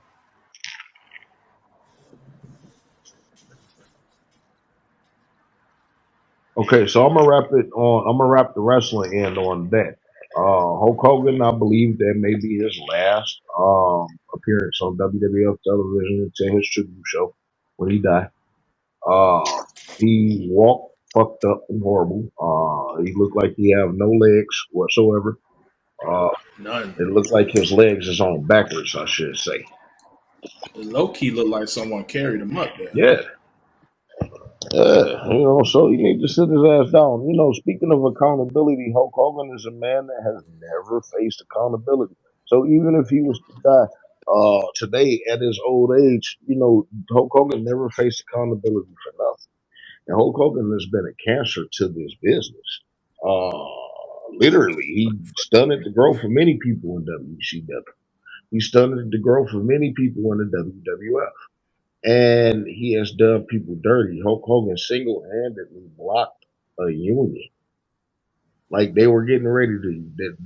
I mean, they literally had serious discussions of unionizing the WWF. Jesse the Body Ventura um, Yeah, I remember that. got who was developing the qualifications to become the mayor and governor that he did. By even trying to organize something like that 10 years previous. You know what I'm saying? The Hulk Hogan is the one that went to Vince McMahon and told them what they was doing, and Vince gave them that ultimatum as to where they backed the fuck out. And today, we still don't have nobody has a union in professional wrestling. Uh, Tony Khan is just nice guy, right? You think he gonna allow them to get a to unionize AEW? No. What's chaos do you believe that it would be if that was to happen any fucking way, right? Oh boy, it would be chaotic on another level.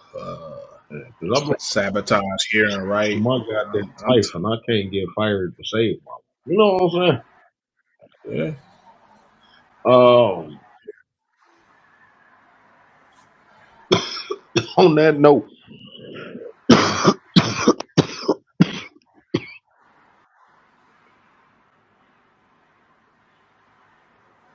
Oh shit, I didn't even know this. Y'all knew Kane was born in Spain? yeah, I remember something like that. I didn't remember the amount of times, but yeah. Yeah, I didn't know that. Mike, are you there? Okay.